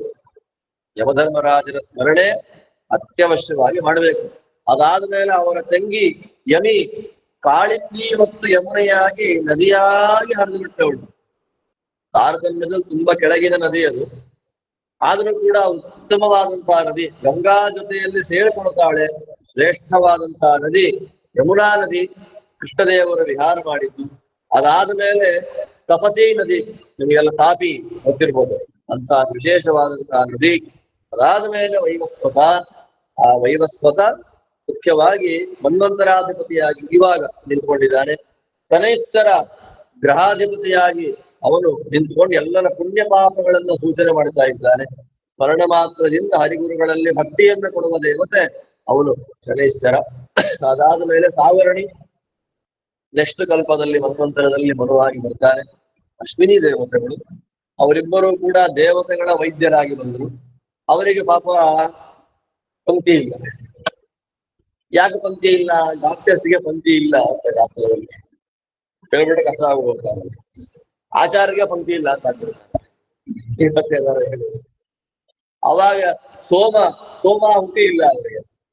ಅವಾಗ ಏನ್ ಮಾಡ್ತಾರೆ, ಆ ಸೂರ್ಯ ವಂಶದಲ್ಲಿ ವೈವಸ್ವತನ ವಂಶದಲ್ಲಿ ಬಂದಂತಹ ಮಹಾನುಭಾವಳಾದ ಸುಕನ್ಯಾದೇವಿ, ಆ ಸುಕನ್ಯಾದೇವಿಯ ಗಂಡ ಚವನ, ಆ ಚವನರಿಗೆ ಒಳ್ಳೆಯ ಯೌವನವನ್ನ ಕೊಟ್ಟಿದ್ದಕ್ಕೆ ಶರ್ಯಾತಿ ಮಹಾರಾಜರ ಮೂಲಕ ಅವರು ಯಜ್ಞ ಮಾಡಿಸ್ತಾರೆ.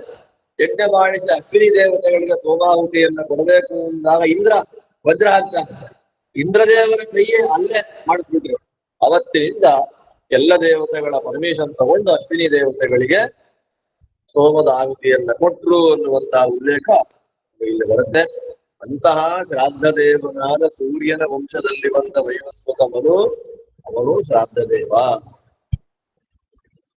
ಅಂತಹ ವೈವಸ್ವತ ಮನುವಿನ ವಂಶದಲ್ಲಿ ಭಗವಂತನ ನಾನಾ ಅವತಾರಗಳು ಅಂತ ನಿರೂಪಣೆಯನ್ನು ಮಾಡುವಾಗ ಇಲ್ಲಿ ಶ್ರಾದ್ದ ಯಾಕಷ್ಟು ಮಹತ್ವವನ್ನು ಪಡೆಯುತ್ತೆ ಅದರ ಬಗ್ಗೆ ಸ್ವಲ್ಪ ನೀವು ಹೇಳ್ಬೇಕು ಅಂತ. ಶ್ರಾದ್ದವನ್ನ ಹೇಗೆ ಮಾಡಬೇಕು, ಶ್ರಾದ್ದ ಮಾಡೋದ್ರಿಂದ ಏನಾಗುತ್ತೆ ಅನ್ನುವುದರ ಕಥೆಯನ್ನು ನಿರೂಪಣೆ ಮಾಡ್ತಾರೆ. ಒಂದ್ಸಲ ಚಂದ್ರವಂಶದಲ್ಲಿ ಪ್ರಧಾನನಾದ ಒಬ್ಬ ರಾಜ, ವರುಣದೇವರ ಅವತಾರ, ಅವನ ಹೆಸರು ಶಂತನು. ಅವನು ಸಂಧ್ಯಾವಂದನೆ ಅಗ್ನಿಹೋತ್ರವನ್ನ ಮಾಡಿ ಮನೆಯ ಹೊರಗಡೆ ಬಂದು ನಿಂತ್ರೆ ವಯಸ್ಸಾದವರೆಲ್ಲ ನಿಂತ್ಕೊಳ್ತಿದ್ರು. ಯಾಕೆ ಅಂತಂದ್ರೆ ಅವನು ಈಗ ಅವರನ್ನ ಮುಟ್ಟಿಬಿಟ್ರೆ ಸಾಕು, ಯೌವನ ಬರ್ತಾ ಇತ್ತು ಅವರಿಗೆ. ಅಂತಹ ಸ್ಪರ್ಶ ವರುಣದೇವರದ್ದು. ಅಂತ ಶಂತನು ಮಹಾರಾಜರ ದೇಹತ್ಯಾಗ ಆಯಿತು. ಅವರಿಗೆ ಶ್ರಾದ್ದ ಆಗ್ತಾ ಇದೆ. ಶ್ರಾದ್ದ ಆಗುವಾಗ ಇನ್ನೇನು ಪಿಂಡ ಪ್ರದಾನವನ್ನು ಮಾಡಬೇಕು. ಕ್ಷತ್ರಿಯೋಚಿತವಾದ ಪಿಂಡವನ್ನ ಭೀಷ್ಮಾಚಾರ್ಯ ನಿರ್ಮಾಣ ಮಾಡ್ತಾ ಇದ್ದಾರೆ. ಪಿಂಡ ಇಡಬೇಕು ಅನ್ನುವಾಗ ಭೂಮಿಯನ್ನ ಸೀಳಿ ಒಂದು ಕೈ ಮೇಲೆ ಬರುತ್ತೆ. ಕೈ ಮೇಲೆ ಬಂದ ಮೇಲೆ ಅದನ್ನ ನೋಡ್ತಾರೆ, ಕಂಕಣ ನೋಡ್ತಾರೆ, ಬಳೆ ಇದು ನಮ್ಮ ಅಪ್ಪಂದೇ ಇದೆಯಲ್ಲ ಕಂಕಣ ಅಂತ ಆಲೋಚನೆ ಮಾಡಿ ಪಿಂಡ ಪ್ರದಾನ ಎಲ್ಲಿ ಮಾಡಬೇಕು? ಯಾರ ಹೆಸರು ಹೇಳಿ ಶ್ರಾದ್ದ ಮಾಡ್ತಿದ್ದೀರೋ ಅದೇ ಕೈ ಮೇಲೆ ಬಂತು, ಅವ್ರಿಗೆ ಕೊಡ್ಬೇಕಾ? ಶಾಸ್ತ್ರ ಆದೇಶ ಮಾಡಿದ ಹಾಗೆ ಬರಹಿಸ್ತಲ್ಲಿ ಹಾಕ್ಬೇಕಾ ಏನು ಅಂತ ಜಿಜ್ಞಾಸೆ ಮಾಡಿದಾಗ ಶಾಸ್ತ್ರಾಧ್ಯಯನ ಮಾಡಿದ ಭೀಷ್ಮಾಚಾರ್ಯ ಬರಹಿಸ್ತಲ್ಲೇ ಪಿಂಡ ಪ್ರದಾನ ಮಾಡುವುದು, ಗರ್ಭೆ ಮೇಲೆ ಪಿಂಡ ಇಟ್ಟರು. ಶಂತನು ಮಹಾರಾಜರಿಗೆ ತುಂಬಾ ಸಂತೋಷ ಆಗುತ್ತೆ. ಸಂತುಷ್ಟರಾದ ಮಹಾನುಭಾವರು ಅವರಿಗೆ ನೀನು ಇಚ್ಛಾಮರಣಿಯಾದು ಅಂತ ವರ ಕೊಟ್ಟರು.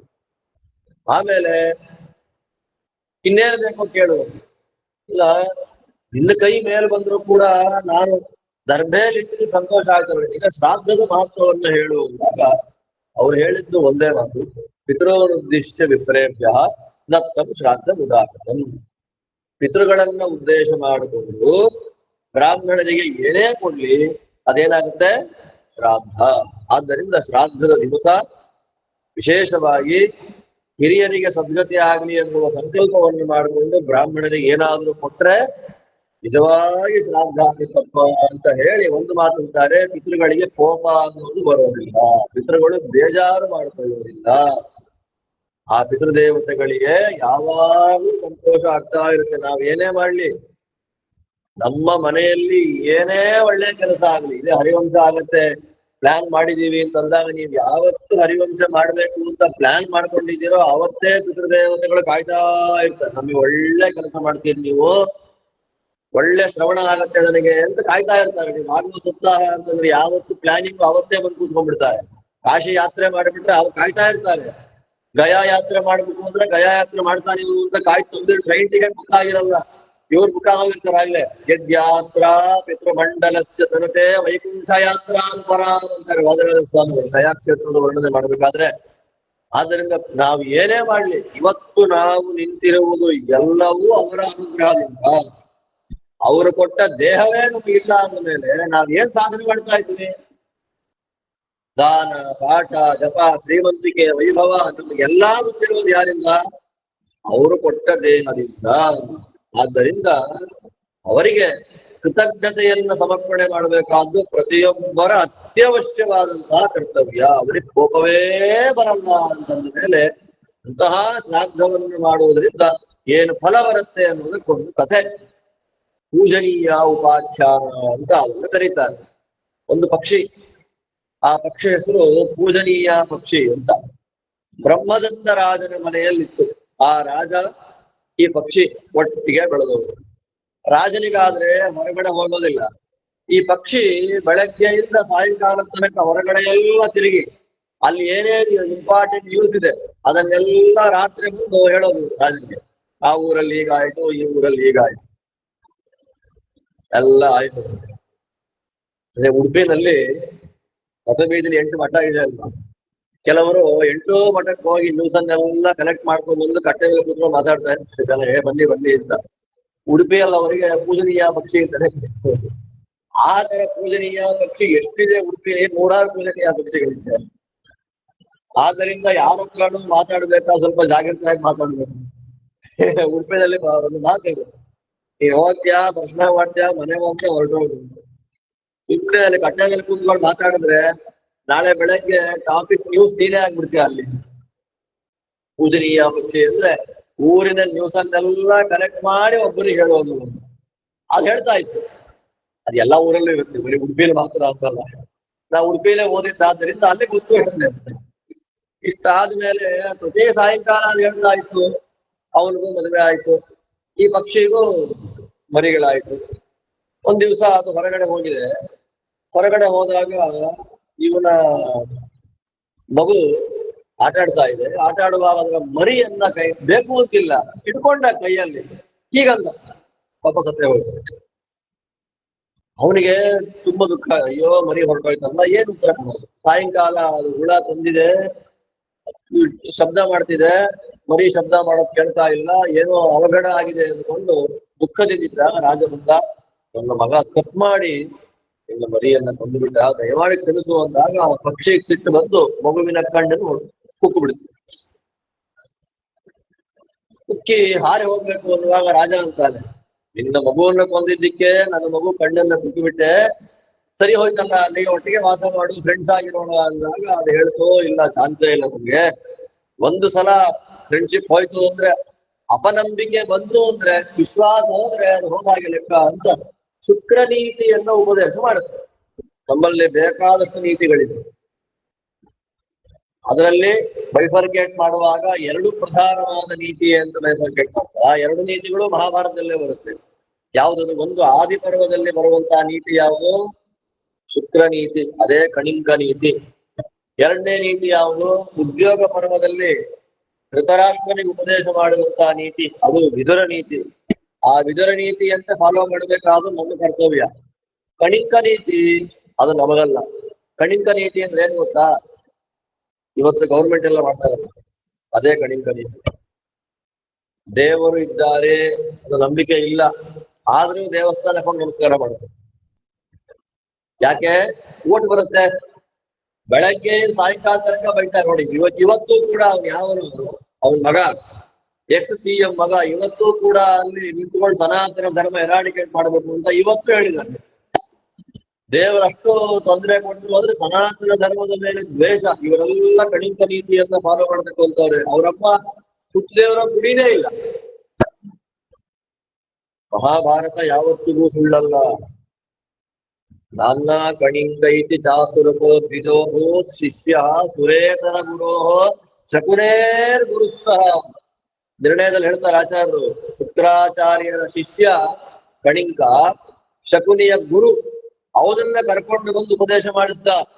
ಗೆಸ್ಟ್ ಲೆಕ್ಚರ್ ಅವನು. ಯಾರಿಗೆ? ದುರ್ಯೋಧನನಿಗೆ. ಹೇಳಿದ್ದು ಒಂದೇ, ದೇವರಿಲ್ಲ, ಧರ್ಮ ಇಲ್ಲ, ಆದರೂ ಕೂಡ ಧರ್ಮವಂತರನ್ನ ಮೋಸ ಮಾಡಬೇಕು ಅಂದ್ರೆ ದೇವರನ್ನ ಪೂಜೆ ಮಾಡುವಂತೆ ನಾಟಕ ಮಾಡಬೇಕು. ಅದೇ ಕಣಿಂಕ ನೀತಿ. ಶುಕ್ರಾಚಾರ್ಯನ ನೀತಿಯನ್ನೆಲ್ಲ ಇಷ್ಟುದ್ದ ಉಪದೇಶ ಮಾಡಿ ಅದು ಹೊರಟೋಯ್ತು. ಇವನಿಗೆ ನೆಕ್ಸ್ಟ್ ಮಕ್ಕಳಾಗ್ತಾರೆ. ಮಕ್ಕಳಾದ ಮೇಲೆ ಆ ಮನೆತನದಲ್ಲಿ ಹುಟ್ಟಿ ಬಂದವರು ಇಬ್ಬರು ರಾಜ. ಸೋಮದತ್ತ. ಆ ಸೋಮದತ್ತ ಯಾರು? ಸ್ವರ್ಗದಲ್ಲಿ ಭರದ್ವಾಜರ 7 ಜನ ಮಕ್ಕಳಿದ್ರು. ಆ 7 ಜನ ಮಕ್ಕಳಿಗೆ ಅಹಂಕಾರ ಬಂದಿಲ್ಲ. ನೋಡಿ, ನಾವು ಸ್ವರ್ಗದಲ್ಲೇ ಹುಟ್ಟಿದ್ದೇವೆ, ಸ್ವರ್ಗದಲ್ಲೇ ಬದುಕಿದ್ದೇವೆ, ಊಟ ಮಾಡೋದು ಸ್ವರ್ಗದಲ್ಲೇ, ಓಡಾಡೋದು ಸ್ವರ್ಗದಲ್ಲೇ. ವಿಚಿತ್ರವಾದ ಅಹಂಕಾರ. ಈ ಕ್ಷೇತ್ರದಲ್ಲಿ ವಾಸ ಮಾಡೋರು ಹಾಗೆ ಸ್ವಲ್ಪ ಇವ ಇರುತ್ತೆ ಅಂತ ಶಾಸ್ತ್ರ. ತಿಳ್ಕೊಬಿಡಿ, ನಿಮ್ಗೆ ಯಾರು ನಾನು ಹೇಳ್ತಾ ಇಲ್ಲ. ನಿತ್ಯ ನಾವು ದೇವ್ರನ್ನ ನೋಡ್ತೀವಿ, ನಿತ್ಯ ಕ್ಷೇತ್ರ. ಇವ್ರು ಯಾರೋ ಬೇರೆ ಊರಿಂದ ಬರ್ತಾರೆ, ಹಾಗೆ ಹೀಗೆ ಅಂತಾರೆ. ದೇವರು ನಮ್ಮನ್ನ ಕ್ಷೇತ್ರವಾಸ ಮಾಡುವಂತೆ ಮಾಡೋದು ಯಾಕೆ ಅಂತಂದ್ರೆ, ನಮ್ಮ ಒಂದು ಎರಡಿದೆ. ಪುಣ್ಯವನ್ನ, ಅಧಿಕವಾದ ಪುಣ್ಯವನ್ನ ನಾಶ ಮಾಡ್ಲಿಕ್ಕೆ. ಎರಡನೇದು ಯಾವುದು? ಪಾಪವನ್ನ ಕೊಡ್ಲಿಕ್ಕೆ. ಎರಡು. ಕ್ಷೇತ್ರವಾಸ ನಮಗೆ ಮಾಡಿಸೋದು ಎರಡಕ್ಕೆ. ನಾವು ಹೇಗಿರ್ಬೇಕು ಅವಾಗ? ಹಂಬಲ್ ಆಗಿರ್ಬೇಕು. ಕ್ಷೇತ್ರಗಳಲ್ಲಿ ವಾಸ ಮಾಡುವಾಗ ಕೋಟಿ ಕೋಟಿ ಜನಗಳ ಅಪೇಕ್ಷೆ ಪಡ್ತಾರೆ ಕ್ಷೇತ್ರ ಯಾತ್ರೆ ಮಾಡಬೇಕು ಅಂತ.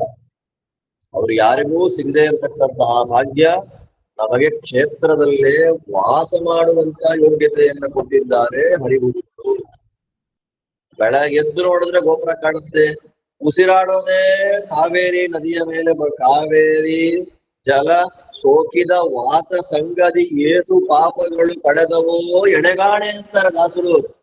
ಕಾವೇರಿ ನೋಡೋದು ಬೇಡವಂತೆ, ಕಾವೇರಿಯ ಮೇಲೆ ಹರಿಯುವ ಗಾಳಿ ನಮ್ಮ ಮೇಲೆ ಬಿದ್ರೆ ಎಷ್ಟು ಜನ್ಮಗಳ ಪಾಪ ಪರಿಹಾರ ಆಯ್ತೋ ಲೆಕ್ಕ ಹಾಕ್ಲಿಕ್ಕೆ ಆಗುದಿಲ್ಲ ಅಂತ ದಾಸರು. ಕಾವೇರಿ ಸ್ನಾನ ಮಾಡೋದೇ ಬೇಡ ಅಂದ್ರೆ ಅಷ್ಟು ದೊಡ್ಡ ಸೌಭಾಗ್ಯವನ್ನ ಹರಿಗುರುಗಳು ಕೊಟ್ಟಾಗ ನಾವು ದುರಹಂಕಾರದಿಂದ ಇರೋದಲ್ಲ, ಹಂಬಲ್ ಆಗಿರ್ಬೇಕು. ಯಾಕೆ ಅಂದ್ರೆ ಎಷ್ಟೋ ಜನಗಳಿಗೆ ಕ್ಷೇತ್ರ ನೋಡ್ಬೇಕು ಅನ್ನೋ ಆಸೆಯಲ್ಲೇ ದೇಹತ್ಯಾಗ. ನಮ್ಮ ಅಮ್ಮನಿಗೆ ಉಡುಪಿ ನೋಡ್ಬೇಕು ಅನ್ನೋ ಆಸೆಯಲ್ಲೇ ಹೋಗ್ಬಿಟ್ಟವ್ರು. ಹೋಗಕ್ಕೆ ಆಗಿಲ್ಲ, ಬೇರೆ ಮನೇನೇ ಉಡುಪಿ ಅವನಿಗೆ ಇಲ್ಲ. ಯಾತ್ರೆ ಮಾಡ್ಲಿಕ್ಕೆ ಆಗ್ಲಿಲ್ಲ, ಹೊರಗೆ ಎಲ್ಲೂ ಹೋಗ್ಲಿಲ್ಲ.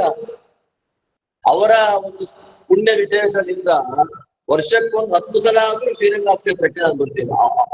ನನಗೆ ಅದೇ ಪಿತೃದೇವತೆಗಳ ನಮ್ಮ ಹಿರಿಯರ ಸಂಕಲ್ಪ ಹೇಗಿರುತ್ತೋ ಹಾಗೆ ನಾವು ನೋಡಿಸ್ತೀವಿ. ನಮ್ಮಿಂದ ಏನಾಗೋದಿಲ್ಲ. ನನಗೆ ಇವತ್ತು ದುಃಖ ಇದೆ. ಎಷ್ಟು ದುಃಖ ಆಗತ್ತೆ ಅಂದ್ರೆ ಉಡುಪಿ ನೋಡ್ಬೇಕು, ಅಲ್ಲೆಲ್ಲ ಕೃಷ್ಣ ತುಂಬಾ ಚೆನ್ನಾಗಿದೆ ಅಂತೆ, ಪುಟ್ಟ ಪ್ರತಿಭೆ ಅಂತೆ. ಶ್ರೀರಂಗದ ದೇವರು ಸರ್ಪದ ಮೇಲೆ ಮಲಗಿನ ಮಧ್ಯೆ ಹೇಳ್ತಾರೆ, ಮೇಲೆ ಮಲಗಿದ್ದಾನಂತೆ, ನದಿ ಸ್ನಾನ ಮಾಡ್ಬೇಕಂತ ತುಂಬಾ ಆಸೆ ಇಟ್ಕೊಂಡು ಆ ಆಸೆಯಲ್ಲೇ ಒಂದೇ ಒಂದು ತೀರ್ಥಕ್ಷೇತ್ರ ಯಾತ್ರೆಯನ್ನ ಮಾಡ್ಲಿಕ್ಕೆ ಆಗ್ಲಿಲ್ಲ. ಮನೆಯ ಜವಾಬ್ದಾರಿಗಳು, ಅಲ್ಲಿನ ಮಕ್ಕಳು ನೋಡ್ಕೊಳ್ಳೋದು ಮಾಡೋದು, ಅದರಲ್ಲೇ ಅನಾರೋಗ್ಯ, ಅದರಲ್ಲೇ ಕಳೆದು ಬಿಟ್ರೆ ಇಡೀ ಜನ್ಮ ಪೂರ್ತಿ 72 ವರ್ಷಗಳಲ್ಲಿ ಕ್ಷೇತ್ರ ದರ್ಶನ ಆಗಲೇ. ಹಾಗಿರುವಾಗ ಹರಿಗುರುಗಳು ನಮ್ಮನ್ನ ಕ್ಷೇತ್ರದಲ್ಲಿ ಇಟ್ಟಿದ್ದಾನೆ ಅಂತಂದ್ರೆ ಅನಂತ ಕೋಟಿ ಜನ್ಮಗಳಲ್ಲಿ ನಾವು ಮಾಡಿದ ಪ್ರಾರ್ಥನೆಯ ಫಲ. ಆ ಪ್ರಾರ್ಥನೆಯ ಫಲದಿಂದ ನಮ್ಮನ್ನು ಉಸಿರಾಡುವಂತೆ ಮಾಡಿದ್ದಾನೆ ಕ್ಷೇತ್ರದಲ್ಲಿ ಅಂತ ಹೇಗಿರ್ಬೇಕು. ವೈಕುಂಠದಲ್ಲಿ ನಾವು ಕೂತಿರೋದು. ರಂಗಮಂದಿರ ಅಂತ ಅನ್ನೋದು ಬರೀ ಗುಡಿ ಮಾತ್ರ ರಂಗಮಂದಿರ ಅಲ್ಲ. ಪುರಾಣ ಹೇಳುತ್ತೆ ಅವರ ಸುತ್ತ ಆಕಾರವೇ ಇಡೀ 7-8 ಯೋಜನ ವಿಸ್ತಾರ ರಂಗಮಂದಿರ. ಬ್ರಹ್ಮಾದಿ ದೇವತೆಗಳೆಲ್ಲ ಸೂಕ್ಷ್ಮ ರೂಪದಿಂದ ಓಡಾಡುವ ಜಾಗ. ಅಲ್ಲಿ ನಾವು ನಿಂತಿದ್ದೇವೆ, ಊಟ ಮಾಡ್ತೇವೆ, ಕೂತಿದ್ದೇವೆ ಅಂತಂದ್ರೆ ಅನಂತ ಜನ್ಮಗಳ ಸೌಭಾಗ್ಯ. ಆದ್ದರಿಂದ ಸ್ವರ್ಗದಲ್ಲಿ ವಾಸ ಮಾಡುವ ಅವರಿಗೆ ಬರಬಾರದ ಅಹಂಕಾರ ಬಂದಿರ್ತಾಗ, ಆ ಅಹಂಕಾರ ಅಂತ ಅನ್ನೋದು ಬಂದಾಗ ಭರದ್ವಾಜರ ಶಾಪ, ಭೂಮಿ ಬಿದ್ದುಬಿಡಿ. ಎಲ್ಲಿ ಬೀಳೋದು? ವಿಶ್ವಾಮಿತ್ರರ ಮಕ್ಕಳಾಗಿ ಬಂದರು ಭೂಮಿಯಲ್ಲಿ. ಆ ವಿಶ್ವಾಮಿತ್ರರ ಮಕ್ಕಳಾಗಿ ಬಂದ್ರೆ ಗೋ ಸೇವೆ ಮಾಡ್ತಾ ಇದ್ದಾರೆ. ಕಾಡಿಗೆ ದನಗಳನ್ನ ಕರ್ಕೊಂಡು ಹೋಗಿದ್ದಾರೆ. ಕರ್ಕೊಂಡು ಹೋದ್ರೆ ಮಧ್ಯಾಹ್ನ ಆಯ್ತು, ಹಸುವಾಗುತ್ತೆ. ಏನ್ ತಿನ್ಬೇಕು ಅಂತ ಗೊತ್ತಾಗಲಿಲ್ಲ. ಏನ್ ತಿನ್ಬೇಕು ಅಂತ ಗೊತ್ತಾಗದೆ ಇದ್ದ ಒಬ್ಬರ ಅಣ್ಣ ಅಂತಾನೆ, ಏನ್ ತಿನ್ನಾಗಿಲ್ಲ, ಇದೆ ಗೋವಿದೆ, ಇಲ್ಲಿ ಒಳ್ಳೆ ಚಿಕ್ಕ ಹೆಣ್ಣು ಕರು ಇದೆ, ಅದನ್ನು ತಿಂದು ಬಿಡಬಹುದು. ಒಬ್ಬರಂದ್ರು ಗೋವಧೆಯನ್ನು ಮಾಡಬಾರ್ದು, ತಪ್ಪು ಅಂತ. ಇನ್ನೊಬ್ಬ ಅಂದ, ತಿನ್ಬೋದಪ್ಪ, ನೈವೇದ್ಯ ಮಾಡ್ಬಿಟ್ಟು ಆರಾಮ ತಗೊಂಡ್ಬಿಡ್ಬೋದು, ಇಂತ ಇಲ್ಲ.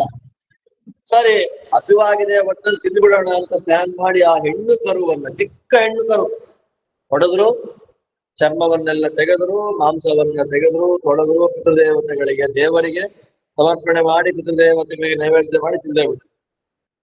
ತಿಂದ ಮೇಲೆ ನೆನಪಾಯ್ತು, ಅಪ್ಪ ಅದನ್ನ ಕೌಂಟ್ ಮಾಡ್ತಾರೆ, ಈ ಒಂದು ಕರು ಇಲ್ಲ ಅಂದ್ರೆ ಏನ್ ಉತ್ತರ ಕೊಡೋದಂದ್ರೆ ಹುಲಿ ಬಂದು ತಿನ್ಕೊಂಡು ಹೊರಟೋಯ್ತು ಅಂತ ಹೇಳ್ಬಿಡೋಣ. ಸುಳ್ಳು. ಮನೆಗೆ ಬಂದು ಅದೇ ಹೇಳಿದ್ರು, ವಿಶ್ವಾಮಿತ್ರ ಗೊತ್ತಿದ್ರು, ಹಾಗೆ ಬಿಟ್ರು. ಆ ಪಾಪಕ್ಕೆ, ಪ್ರಾಣಿಯನ್ನ ಹೊಡೆದು ಕೊಂದ ಪಾಪಕ್ಕೆ ಅದೇ ಜನ್ಮ ಬಂತು. ದಶಾರಣ ಅನ್ನುವಂತಹ ದೇಶದಲ್ಲಿ 7 ಜನ ಬೇಟೆಗಾರರಾಗಿ ಹುಟ್ಟು ಬರ್ತಾರೆ. ಜನ್ಮಾಂತರ ಸ್ಮರಣೆ ಇದೆ. ಅಯ್ಯೋ, ಆ ಜನ್ಮದಲ್ಲಿ ಒಂದು ಗೋವನ್ನ ಕೊಂದಿದ್ದಕ್ಕೆ ಬೇಟೆಗಾರರಾಗಿ ಬಂದ್ವಿ, ಇವಾಗಲೂ 100 ಪ್ರಾಣಿಗಳನ್ನೇ ಕೊಂದು ಬಿಟ್ರೆ ಎಂತ ಪಾಪ ಇದು ಅಂತ ಬೇಟೆ ಮಾಡ್ಲೇ ಇಲ್ಲ. ದೇವರು ಯಾವ ಯೋನಿಯಲ್ಲಿ ಹಾಕಿದ್ದಾನೋ ಆ ಕೆಲಸ ನಾವು ಮಾಡ್ಲೇಬೇಕು. ಬೇಡರಾಗಿ ಬಂದಾಗ ಪ್ರಾಣಿಗಳನ್ನ ಕೊಲ್ಬೇಕಾದ ಧರ್ಮ. ಅವರು ಸ್ವವಿಹಿತ ವೃತ್ತಿಯನ್ನ ಮಾಡ್ಲಿಲ್ಲ. ಅದಕ್ಕೇನಾದ್ರು ಬೇಟೆಗೆ ಬೇಗ ಡಿಂಕಿ ಹಾಕಿಕೊಳ್ಳುವ ಪ್ರಾಣಿಯಾಗಿ ಬಂದ್ರು. ಮಾನ್ ಡಿಂಕಿ ಹಾಕಿ ಹುಟ್ಟು ಬಿಟ್ರು ಕಾಲಂಜರ ಪರ್ವತದಲ್ಲಿ. ಅಲ್ಲಿ ಇನ್ನೆಷ್ಟು ದಿನ ಬದುಕುವುದು ಅಂತ ಆತ್ಮಹತ್ಯೆ ಮಾಡ್ಕೊಂಡ್ರು. ಸಪ್ತವ್ಯಾಧ ದಶಾರಣೇಶು ಮೃಗ ಕಾಲಂಜರೇಗಿರೋ ಶರದ್ವೀಪ ಅನ್ನುವ ಪ್ರದೇಶದಲ್ಲಿ ಚಕ್ರವಾಕ ಪಕ್ಷಿಗಳಾಗಿ ಬಂದ್ರು. ತಿನ್ಬೇಕು ಅಂತ ಆಸೆ, ತಿನ್ನಕ್ಕಾಗಲ್ವ, ಆ ಜನ್ಮ ಬಂದ್ಬಿಡ್ತು ಅವರಿಗೆ. ಅದಾದ್ಮೇಲೆ ಚಕ್ರವಾಕ ಶರದ್ವೀಪ ಉಪವಾಸದಿಂದ ಇದ್ದು ಮಾಡಿದ ತಪ್ಪಿಗೆ ಪ್ರಾಯಶ್ಚಿತ್ತವನ್ನು ಮಾಡಿಕೊಂಡಿದ್ದಕ್ಕೆ ಮಾನಸ ಸರೋವರದಲ್ಲಿ ಹಂಸ ಪಕ್ಷಿಗಳಾಗಿ ಹುಟ್ಟುತ್ತಾರೆ. 7 ಮಂದಿ ಹಂಸ ಪಕ್ಷಿಗಳು. ಹಾಗಿರುವಾಗ ಬ್ರಹ್ಮದತ್ತನ ವಂಶದಲ್ಲಿ ಬಂದ ಸೋಮದತ್ತ ರಾಜನ ಮಗ ಅವನೇನ್ ಮಾಡ್ದ, ಮಾನಸ ಸರೋವರ ಸ್ನಾನ ಮಾಡಬೇಕು ಅಂತ ಯಾತ್ರೆಗೆ ಹೋದ. ಯಾತ್ರೆಗೆ ಬಂದ್ರೆ 4 ಪಕ್ಷಿಗಳು ದೂರ ಹೊರಟೋಯ್ತು, ನಮಗೆ ಸಾವಾಸನೆ ಬೇಡ. ಇನ್ನು 3 ಪಕ್ಷಿಗಳು, ಅದರಲ್ಲಿ ಒಂದು ನಾನು ರಾಜ ಆಗ್ಬೇಕು ಅಂತ ಆಸೆ ಪಟ್ರೆ, ಇನ್ನೆರಡು ಪಕ್ಷಿ ನಾನು ಮಂತ್ರಿ ಆಗ್ಬೇಕು ಅಂತ. ಅವಾಗ ಅಂತಾರೆ, ಏನ್ರಿ ಎಷ್ಟು ಜನ ಬರೋದ್ರೆ, ಜಿಂಕೆ ಆಯ್ತು, ಚಕ್ರವಾಕ ಪಕ್ಷಿ ಆಯ್ತು, ಬೇಡ ಆಯ್ತು, ವಿಶ್ವಾಮಿತ್ರ ಮಕ್ಕಳಾಯ್ತು, ಇನ್ನು ಎಷ್ಟು ಜನ್ಮಗಳಲ್ಲಿ ಬರೋದು, ನಿಮ್ ಸಹವಾಸವೇ ಬೇಡ ಅಂತ ದೂರ ಕಳಿಸಿ ಹೊರಟೋದಾಗ ಅವರ ಸಂಕಲ್ಪದಂತೆ ನೋಡಿ, ಜ್ಞಾನಿಗಳು ಮಾಡಿದ ಸಂಕಲ್ಪವನ್ನ ದೇವರು ವ್ಯರ್ಥ ಮಾಡಲ್ಲ. ಅದಕ್ಕೆ ದೇವರ ಹತ್ರ ನಿಂತು ಹುಚ್ಚುಚ್ಚಾಗಿ ಸಂಕಲ್ಪವನ್ನು ಮಾಡಬಾರದು. ಒಬ್ಬ ಬ್ರಾಹ್ಮಣ ಇದ್ದ, ನೈಷ್ಠಿಕವಾದ ಅನುಷ್ಠಾನ, ದೇವರ ವಿಶೇಷವಾದ ಪ್ರೀತಿ ಅನುಗ್ರಹ ಆಗಿದೆ. ಅವನಿಗೆ ದೇವರ ದರ್ಶನ ಇನ್ನೆಷ್ಟು ದಿನದಲ್ಲಿ ಆಗ್ಬೇಕು ಅವನಿಗೆ? ಅವನ ಸಾಧನೆ ಕಂಟಿನ್ಯೂ ಆಗಿದ್ರೆ ಓನ್ಲಿ 6 months, ಇನ್ನು 6 ತಿಂಗಳು ಸಾಧನೆ ಆಗಿದ್ರೆ ಭಗವಂತನ ಸಾಕ್ಷಾತ್ಕಾರ ಆಗೇ ಬಿಟ್ರು. ಒಂದ್ ದಿವಸ ಮಧ್ಯಾಹ್ನ ರೋಡಲ್ಲಿ ನಡ್ಕೊಂಡು ಹೋಗ್ಬೇಕಾದ್ರೆ ರಾಜ ಒಳ್ಳೆ ರಥದಲ್ಲಿ ಹೋಗ್ತಾ ಇದ್ದಾನೆ. ಮನಸ್ಸಲ್ಲಿ ಬಂದು, ನಾನು ರಾಜ ಆದ್ರೆ ಎಷ್ಟು ಚೆನ್ನಾಗಿರುತ್ತೆ. ದೇವರಂದ, ನೀನು ಬರೀ ರಾಜ ಆಗ್ಬೇಡಪ್ಪ, ರಾಜಾದಿರಾಜ ಆಗ್ಬಿಡು, 36,000 ವರ್ಷ ರಾಜ್ಯ ಪರಿಪಾಲನೆ ಮಾಡು ಅಂತ ಕಳಿಸೇ ಬಿಟ್ಟ. ಅವರೇ ಯುವರಾಜ. ಹೇಗಿರುತ್ತೆ ಅಂದ್ರೆ 6 ತಿಂಗಳಲ್ಲಿ ಭಗವತ್ ದರ್ಶನ ಮಾಡಬೇಕಾದ ಜೀವ 36,000 ವರ್ಷಗಳ ತನಕ ಇಲ್ಲಿ ಎಕ್ಸ್ಟ್ರಾ ಬದುಕುವಂತಾಗ. ಅಲ್ಲ ಬಂದದ್ದಕ್ಕೆ ನಮಗೆ ಯುವರಾಜರು ಸಿಕ್ಕಿದ್ರು ಬಿಡಿ, ಅದು ಬೇರೆ ಮಾತು. ಆದ್ರೆ ದೇವರಲ್ಲಿ ನಾವು ಏನೂ ಕೇಳಬಾರ್ದು. ಇವರೇನ್ ಮಾಡ್ತಾರೆ? ಸಂಕಲ್ಪ ಮಾಡ್ತಾರೆ, ರಾಜ ಆಗಬೇಕು. ಓಕೆ ಅಂದ್ರ ದೇವರು ಆ ಸೋಮದತ್ತ ರಾಜನ ಮಗನಾಗಿ 12 ಪಕ್ಷಿಗಳು ಮಂತ್ರಿಗಳಾಗಿ, ಆ 4 ಪಕ್ಷಿಗಳು ಅದೇ ಊರಿನ ಬಡ ಬ್ರಾಹ್ಮಣನ ಮಕ್ಕಳಾಗಿ ಹುಡ್ತಾರೆ. ಅವನಿಗೆ ಮದುವೆ ಆಯ್ತು. ಈ ಹುಡುಗನಿಗೆ ಏನು ವ್ಯವಸ್ಥೆ ಅಂದ್ರೆ, ಪಶು ಪಕ್ಷಿಗಳೆಲ್ಲ ಮಾತಾಡೋದು ಕೇಳುದು. ನಾಯಿ ಶಬ್ದ ಮಾಡಿದ್ರೆ ನಾಯಿ ಒಂದೇ ತರ ಶಬ್ದ ಮಾಡಲ್ಲ, ರಾತ್ರಿ ಒಂಥರ ಶಬ್ದ ಮಾಡುತ್ತೆ. ಮಧ್ಯರಾತ್ರಿ ಆಕಾಶದ ಮೇಲೆ ತಲೆ ಹಾಕಿ ಹೂ ಅಂತ ಕೂಗುತ್ತೆ. ಅದರ ಸೂಚನೆ ಏನು ಗೊತ್ತಾ? ಭೂತ ಪ್ರೇತಗಳು ಅದರ ಕಣ್ಣಿಗೆ ಕಾಣ್ತಾ ಇದೆ, ನೀವು ರಾತ್ರಿ ಓಡಾಡಬೇಡಿ, ಹತ್ತಿರದಲ್ಲೇ ಸಂಚಾರ ಆಗ್ತಿದೆ, ಓಡಾಡಬೇಕು. ಬೆಳಗ್ಗೆ ಹೊತ್ತು ಕೂಗಲ್ಲ, ರಾತ್ರಿ ಮಾತ್ರ. ಗೂಬೆಗಳು ಕೂಗುತ್ತೆ, ದಕ್ಷಿಣ ಮುಖ ಮಾಡ್ಕೊಂಡು ಸಂಚಾರ ಆಗ್ತಾ ಇದೆ. ಇರುವೆಗಳು ಮಾತಾಡುತ್ತೆ, ಅದು ನಮ್ ಕಿವಿ ಕೇಳಲ್ಲ. ಸೊಳ್ಳೆ ಮಾತಾಡೋದು ಮಾತ್ರ ಕಿವಿ ಕೇಳುತ್ತೆ. ಯಾಕೆ? ರಾತ್ರಿ ಹೊತ್ತು ಕಿವಿಲೇ ಮಾತಾಡೋದು ನೋಡಿ. ಅದರ ಮಾತದು, ಅದಕ್ಕೆ ಕೊಟ್ಟ ಲ್ಯಾಂಗ್ವೇಜ್ ದೇವರು ಕೊಟ್ಟಿದ್ದು. ಇವನಿಗೆ ಎಲ್ಲ ಅರ್ಥ ಆಗ್ತಾ ಇತ್ತು. ಇವನಿಗೆ ಹೆಂಡತಿ ಕರ್ಕೊಂಡು ಈವ್ನಿಂಗ್ ವಾಕ್ ಅಂತ ಹೋಗಿದ್ದಾನೆ, ಇರುವೆಗಳು ಮಾತಾಡ್ತಾ ಇದೆ, ಮಾತಾಡುವ ನಕ್ಬಿಟ್ಟ. ಇವಳಿಗೆ ಬೇಜಾರಾಯ್ತು, ಯಾರು ಇಲ್ಲ. ಸ್ಮೈಲ್ ಮಾಡಿದ್ಯಾಕೆ, ನಗಾಡಿದ್ಯಾಕೆ ಇವನು ಅಂದ್ರೆ ನನ್ನನ್ನೇನೋ ವ್ಯಂಗ್ಯ ಮಾಡಿ ನಕ್ಬಿಟ್ಟ. ಅವ್ನು ಹೇಳೋ ಆಗಿಲ್ಲ, ಇರುವೆ ಭಾಷೆ ಬರುತ್ತೆ ನಿನಗೆ ಅಂತ ಅವ್ನು ಹೇಳೋ ಆಗಿಲ್ಲ. ಮನೆಗ್ ಬಂದು ಗಂಡ ಹೆಂಡತಿ ಮಧ್ಯ ಜೋರ್ ಗಲಾಟೆ. ಅವನಂದ, ನೀನ್ ಸಾವಾಸನೆ ಬೇಡ ನನಗೆ, ನೀನೇ ರಾಜ್ಯ ಕೊಡು, ನಾರಾಯಣ ಕಾಪಾಡಪ್ಪ. ಎಲ್ಲಾ ಚೆನ್ನಾಗಿ ಸಂಸಾರ ಆಗ್ತಾ ಇದೆ, ಒಂದು ಇರುವೆ ಮಾತಿನ ವಿಷಯದಲ್ಲಿ ಅನ್ಯೋನ್ಯವಾಗಿದ್ದಂತಹ ದಂಪತಿಗಳ ಮಧ್ಯೆ ಗಲಾಟೆ ಬಂದ್ಬಿಡ್ತು ಅಂತಂದ್ರೆ ಅರ್ಥ ಏನು? ಕಾಪಾಡು ಅಂದಾಗ ದೇವರಂತಾನೆ, ನಾಳೆ ಬೆಳಗ್ಗೆ ಎಲ್ಲ ಸೆಟಲ್ ಆಗುತ್ತೆ. ಬೇಜಾರಾಯ್ತು. ಬೇಜಾರಾಗಿ ಮಂತ್ರಿಗಳ ಜೊತೆಯಲ್ಲಿ ರಾಜ ರೋಡಲ್ಲಿ ನಡ್ಕೊಂಡು ಹೋಗ್ಬೇಕಾದ್ರೆ ಈ 4 ಜನ ಮಕ್ಕಳಿದ್ರಲ್ಲ, ಬ್ರಾಹ್ಮಣದ ಮಕ್ಕಳು, ಅವ್ರಂತಾರ, ಅಪ್ಪ ನಾವು ಸನ್ಯಾಸಿಯಾಗಿ ಹೋಗ್ತೇನೆ ಆದೇಶ ಮಾಡು. ಅವ್ರಪ್ಪ ಅಂದ, ಏನ್ ಬೇಕಾದ್ರೂ ಆಗ್ಲಿ ದುಡ್ಡು ಕೊಟ್ಟು ಹೋಗ್ರಿ. ಅವ್ರಂದ್ರು, ಶ್ಲೋಕ ಬರ್ಕೊಡ್ತೀನಿ ನಿನಗೆ, ಈ ಶ್ಲೋಕವನ್ನ ರಾಜ ಮಂತ್ರಿಗಳ ಎದುರಿಗೆ ಹೇಳ್ಬೇಕು ನೀನು, ಸಂಪತ್ತು ಕೊಡ್ತಾರೆ.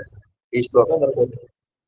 ಆ ಶ್ಲೋಕ ಬರೆದ ಮೇಲೆ ರಾಜ ಮಂತ್ರಿ ಕಣ್ಣಿಗೆ ಬಂದ್ರು, ಶ್ಲೋಕ ಓದ್ಬಿಟ್ಟ. ಜನ್ಮಾಂತರ ಸ್ಮರಣೆ ಎಲ್ಲ ಬಂದ್ಬಿಟ್ಟು ಅವನಿಗೆ ಸಂಪತ್ತನ್ನ ಕೊಟ್ಟು, ಈ ಶ್ಲೋಕ ಬರ್ಕೊಟ್ಟಿದ್ ಯಾರು ಅಂತ ಕೇಳ್ತಾರೆ. ನನ್ನ ಮಕ್ಕಳು ಅಂದಾಗ ಅವ್ರನ್ನ ಫಾಲೋ ಮಾಡ್ಕೊಂಡು ಹೋಗೋಣ ಅಂತ ಅರಮನೆಗೆ ಬಂದು ಆ ರಾಜ ಅಂತಾನೆ, ನೀನೇ ರಾಣಿಯಾಗಿದ್ದೆ ಅಂತ, ನನಗೇನೂ ಬೇಡ ಅಂತ ಹೇಳಿದಾಗ ಆ ರಾಣಿ ಅಂತಾಳೆ, ನಿಮ್ಗೆ ಈ ಬುದ್ಧಿ ಬರ್ಲಿ ಅಂತ ನಾನು ಕಾಯ್ತಾ ಇದ್ದೆ, 5 ಜನ ವೇಟ್ ಮಾಡಿದೆ, ನಿಮ್ಗೆ ಬುದ್ಧಿ ಬರುತ್ತೆ, ಈಗ್ಲಾದ್ರೂ ಬಂದಲ್ಲ. ಆಶ್ಚರ್ಯ ಆಯ್ತು. ಯಾರಮ್ಮ ನೀನು ಅಂದಾಗ, ವಿಶ್ವಾಮಿತ್ರನ ಮಗನಾಗಿ ಬಂದಾಗ ನೀವು ಕೊಂದ್ರಲ್ಲ ಹೆಣ್ಣು ಕರು, ನಾಳೆ ಅದು. ಆದ್ರೆ ನರಕ ಬರ್ಬೇಕಾಗಿತ್ತು ನಿಮಗೆ, ನರಕ ಬರ್ಲಿಲ್ಲ. ಯಾಕೆ ಬರ್ಲಿಲ್ಲ? ಪಿತೃದೇವತೆಗಳ ಸಂಕಲ್ಪ ಮಾಡ್ಕೊಂಡು ನನ್ಗೆ ಹೊಡೆದ್ರಿ. ಆದ್ರಿಂದ ಋಣ ಬಂತು. ಆ ಋಣದಿಂದ ನೀವು ಯಾವ ಜನ್ಮದಲ್ಲಿ ಹೋಗ್ಲಿ ನಿಮಗೆ ಬುದ್ಧಿ ಬರುತ್ತೆ ಅಂತ ನಿಮ್ಮನ್ನು ಫಾಲೋ ಮಾಡ್ತಾ ಬರ್ತಾ ಇದ್ದೆ ನಾನು. ಇವಾಗ ಮನುಷ್ಯ ಜನ್ಮ ಅನ್ನೋದು ಬಂತು, ಬಂದಿದೆ, ಸಾಧನೆ ಮಾಡ್ಕೊಂಡು ಒಟ್ಟಿಗೆ ಮೋಕ್ಷಕ್ಕೆ ಹೋಗೋಣ ಬನ್ನಿ ಅಂತ ಹೇಳಿ ಅವರೆಲ್ಲರೂ ಕೂಡ ಹರಿಗುರುಗಳ ಸ್ಮರಣೆಯನ್ನ ಮಾಡ್ತಾ ಅವರು ಮೋಕ್ಷಕ್ಕೆ ಹೋಗಲಿಕ್ಕೆ ಕಾರಣ ಯಾವ್ದಾಯ್ತು? ಪಿತೃದೇವತೆಗಳಿಗೆ ಮಾಡಿದ ಒಂದು ಶ್ರಾದ್ದ. ಅವರು ತಿನ್ನಬೇಕು ಅಂದ್ಕೊಂಡ ಒಂದು ಪದಾರ್ಥವನ್ನ ಪಿತೃದೇವತೆಗಳಿಗೆ ಸಮರ್ಪಣೆ ಮಾಡಿ ತಿಂದಿದ್ದಕ್ಕೆ ಅವರಿಗೆ ಮೋಕ್ಷಕ್ಕೆ ಹೋಗುವಂತಹ ಯೋಗ್ಯತೆ ಬಂತು. ಆದ್ದರಿಂದ ಪ್ರತಿಯೊಂದು ಶ್ರಾದ್ದ ಕಾಲದಲ್ಲಿ ಈ ಶ್ಲೋಕವನ್ನು ಪುರೋಹಿತರು ಹೇಳೆಯೇ ಹೇಳ್ತಾರೆ. ಸಪ್ತವ್ಯಾಸಾದ ಸಾರಣೇಶು ಮೃಗಾಸ್ವಾಲಂಜರೇ ಗಿರೌ ಚಕ್ರವಾಕಾಶರದ್ವೀಪೇ ಹಂಸಾ ಸರಸಿ ಮಾನಸೆ ತೇಭಿಜಾತಾ ಕುರುಕ್ಷೇತ್ರೇ ಬ್ರಾಹ್ಮಣ ವೇದ ಪಾರಗಾ ಪ್ರಸ್ಥಿತಾ ದೀರ್ಘಮಧ್ವಾನಂ ಯೂಯಂ ಕಿಂ ಅವಸೀದತ. ಈ ಶ್ಲೋಕವನ್ನ ಕೇಳಿಬಿಟ್ರೆ ಸಾಕು ಪಿತೃದೇವತೆಗಳಿಗೆ ಅಕ್ಷಯವಾದಂತಹ ತೃಪ್ತಿ ಆಗುತ್ತೆ ಅಂತ ಶಾಸ್ತ್ರಗಳು ತಿಳಿಸಿಕೊಡ್ತಾ ಇದೆ. ಆದ್ದರಿಂದ ಶ್ರಾದ್ದ ಕಲ್ಪದಲ್ಲಿ ಬರುವ ಪ್ರಧಾನವಾದ ಭಾಗ, ಪ್ರಧಾನವಾದ ಕಥೆ ಇದು. ಆದ್ದರಿಂದ ಪಿತೃದೇವತೆಗಳಿಗೆ ಸಂತೃಪ್ತಿ ಆಗಬೇಕು ಅಂತಂದ್ರೆ ಬೇರೆ ಏನೂ ಬೇಡ, ಅನಿವಾರ್ಯಗಳಿಗೆ ಸಮರ್ಪಣೆ ಮಾಡಿದ ಪದಾರ್ಥವನ್ನ ಅವರಿಗೆ ತೋರಿಸಿಬಿಟ್ರೆ ಸಾಕು. ಅದಕ್ಕೆ ನೋಡಿ, ಕೆಲವರು ಇವತ್ತು ಶ್ರಾದ್ದ ದಿನ ಘಂಟಾನಾದ ಮಾಡುವುದೇ ಇಲ್ಲ ಕೆಲವರ ಮನೆಗಳಲ್ಲಿ. ನಮ್ಮಲ್ಲಿಲ್ಲ, ಅದ್ವೈತಿಗಳ ಮನೆಗಳಲ್ಲಿ ಶ್ರಾದ್ದ ಆಗುವಾಗ ಅಲ್ಲಿ ಘಂಟಾನಾದ ಮಾಡಲ್ಲ. ಯಾಕೆ ಘಂಟಾನಾದ ಮಾಡಲ್ಲ ಅಂದ್ರೆ ಪಿತೃದೇವತೆಗಳು ಮನೆಗೆ ಬರಲ್ಲ. ಅವ್ರು ಅನ್ಕೊಂಡಿದ್ದಾರೆ ರಾಕ್ಷಸರು ಮನೆಗೆ ಬರಲ್ಲ ಅಷ್ಟೇ. ಘಂಟಾನಾದ ಮಾಡಿಬಿಟ್ರೆ ಯಾರು ಬರಲ್ಲ ಮನೆಗೆ? ರಾಕ್ಷಸರು ಬರಲ್ಲ. ಪಿತೃದೇವತೆಗಳಿಗೆ ಅಂದ್ರೆ ಶ್ರಾದ್ದ ಮಾಡುವಾಗ ಗಂಧ, ಅಕ್ಷತೆ, ನಿರ್ಮಾಲ್ಯ, ತೀರ್ಥ ಎಲ್ಲ ಕೊಡ್ಬೇಕಲ್ಲ ಅವ್ರಿಗೆ. ಅದಕ್ಕೋಸ್ಕರ ಬರೋದು. ನಾವು ಮಾಡುವಂತ ಉಪ್ಪಿನಕಾಯಿ ಎಲ್ಲ ತಿನ್ಬೇಕು ಅಂತ ಅವ್ರು ಯಾಕೆ ಬರ್ತಾರೆ ಹೇಳಿ ಮನೆಗೆ? ಶ್ರಾದ್ದ ಇಲ್ಲಿ ವಂಶದಲ್ಲಿ ವಿಸ್ತಾರ ಹೇಳ್ತಾರೆ. ಶ್ರಾದ್ದದಲ್ಲಿ ಏನು ಪದಾರ್ಥ ಮಾಡ್ಬೇಕು ಅಂತ, ಉಪ್ಪಿರಬಾರದು, ಹುಳಿ ಇರಬಾರದು, ಖಾರ ಇರಬಾರದು. ಮೂರೂ ಇಲ್ಲದ ಪದಾರ್ಥವನ್ನ ಏನ್ ಮಾಡ್ಬೇಕು ನಾವು ಶ್ರಾದ್ದದಲ್ಲಿ? ಅಡಿಗೆ ಮಾಡಬೇಕು. ಯಾರು ಬರೋದು? ಮಾಡೋರೇ ಮಾಡ್ಕೊಂಡು ತಿಂದಿರಿ ನೀವು. ಅನ್ನಂಚ ಪಾಯಸಂ ಭಕ್ಷ್ಯಂ. ಮೂರೇ: ಅನ್ನ, ಒಂದು ಪಾಯಸ, ಇನ್ನೊಂದು ಉಂಡೆ ಗಿಂಡೆ, ಮತ್ತೆ ಮಾಶಭಕ್ಷ ಅಂತ ಒಂದಿದೆ. ಮಾಶಭಕ್ಷ ಅಂದ್ರೇನು? ಉದ್ದಿಂದು ವಡೆ ಇದೆಲ್ಲ ಮಾಡ್ತಾರೆ. ಆದ್ರೆ ವಡೆ ಮಾಡುವಾಗ ಖಾರ ಹಾಕ್ಬೇಕಲ್ಲ ನಾವು. ಶ್ರಾದ್ದಕ್ಕೆ ಮಡಿಗೆ ಬರುವಂತಹ ಖಾರ ಯಾವುದು? ಮೆಣಸು. ಈ ಮೆಣಸಿನಕಾಯಲ್ಲಿ ಮಾಡಿ ಪುಡಿ ಮಾಡಿ ಒಳ್ಳೆ ಹುಳಿ ಸಾರೆಲ್ಲ ಬರಲ್ಲ.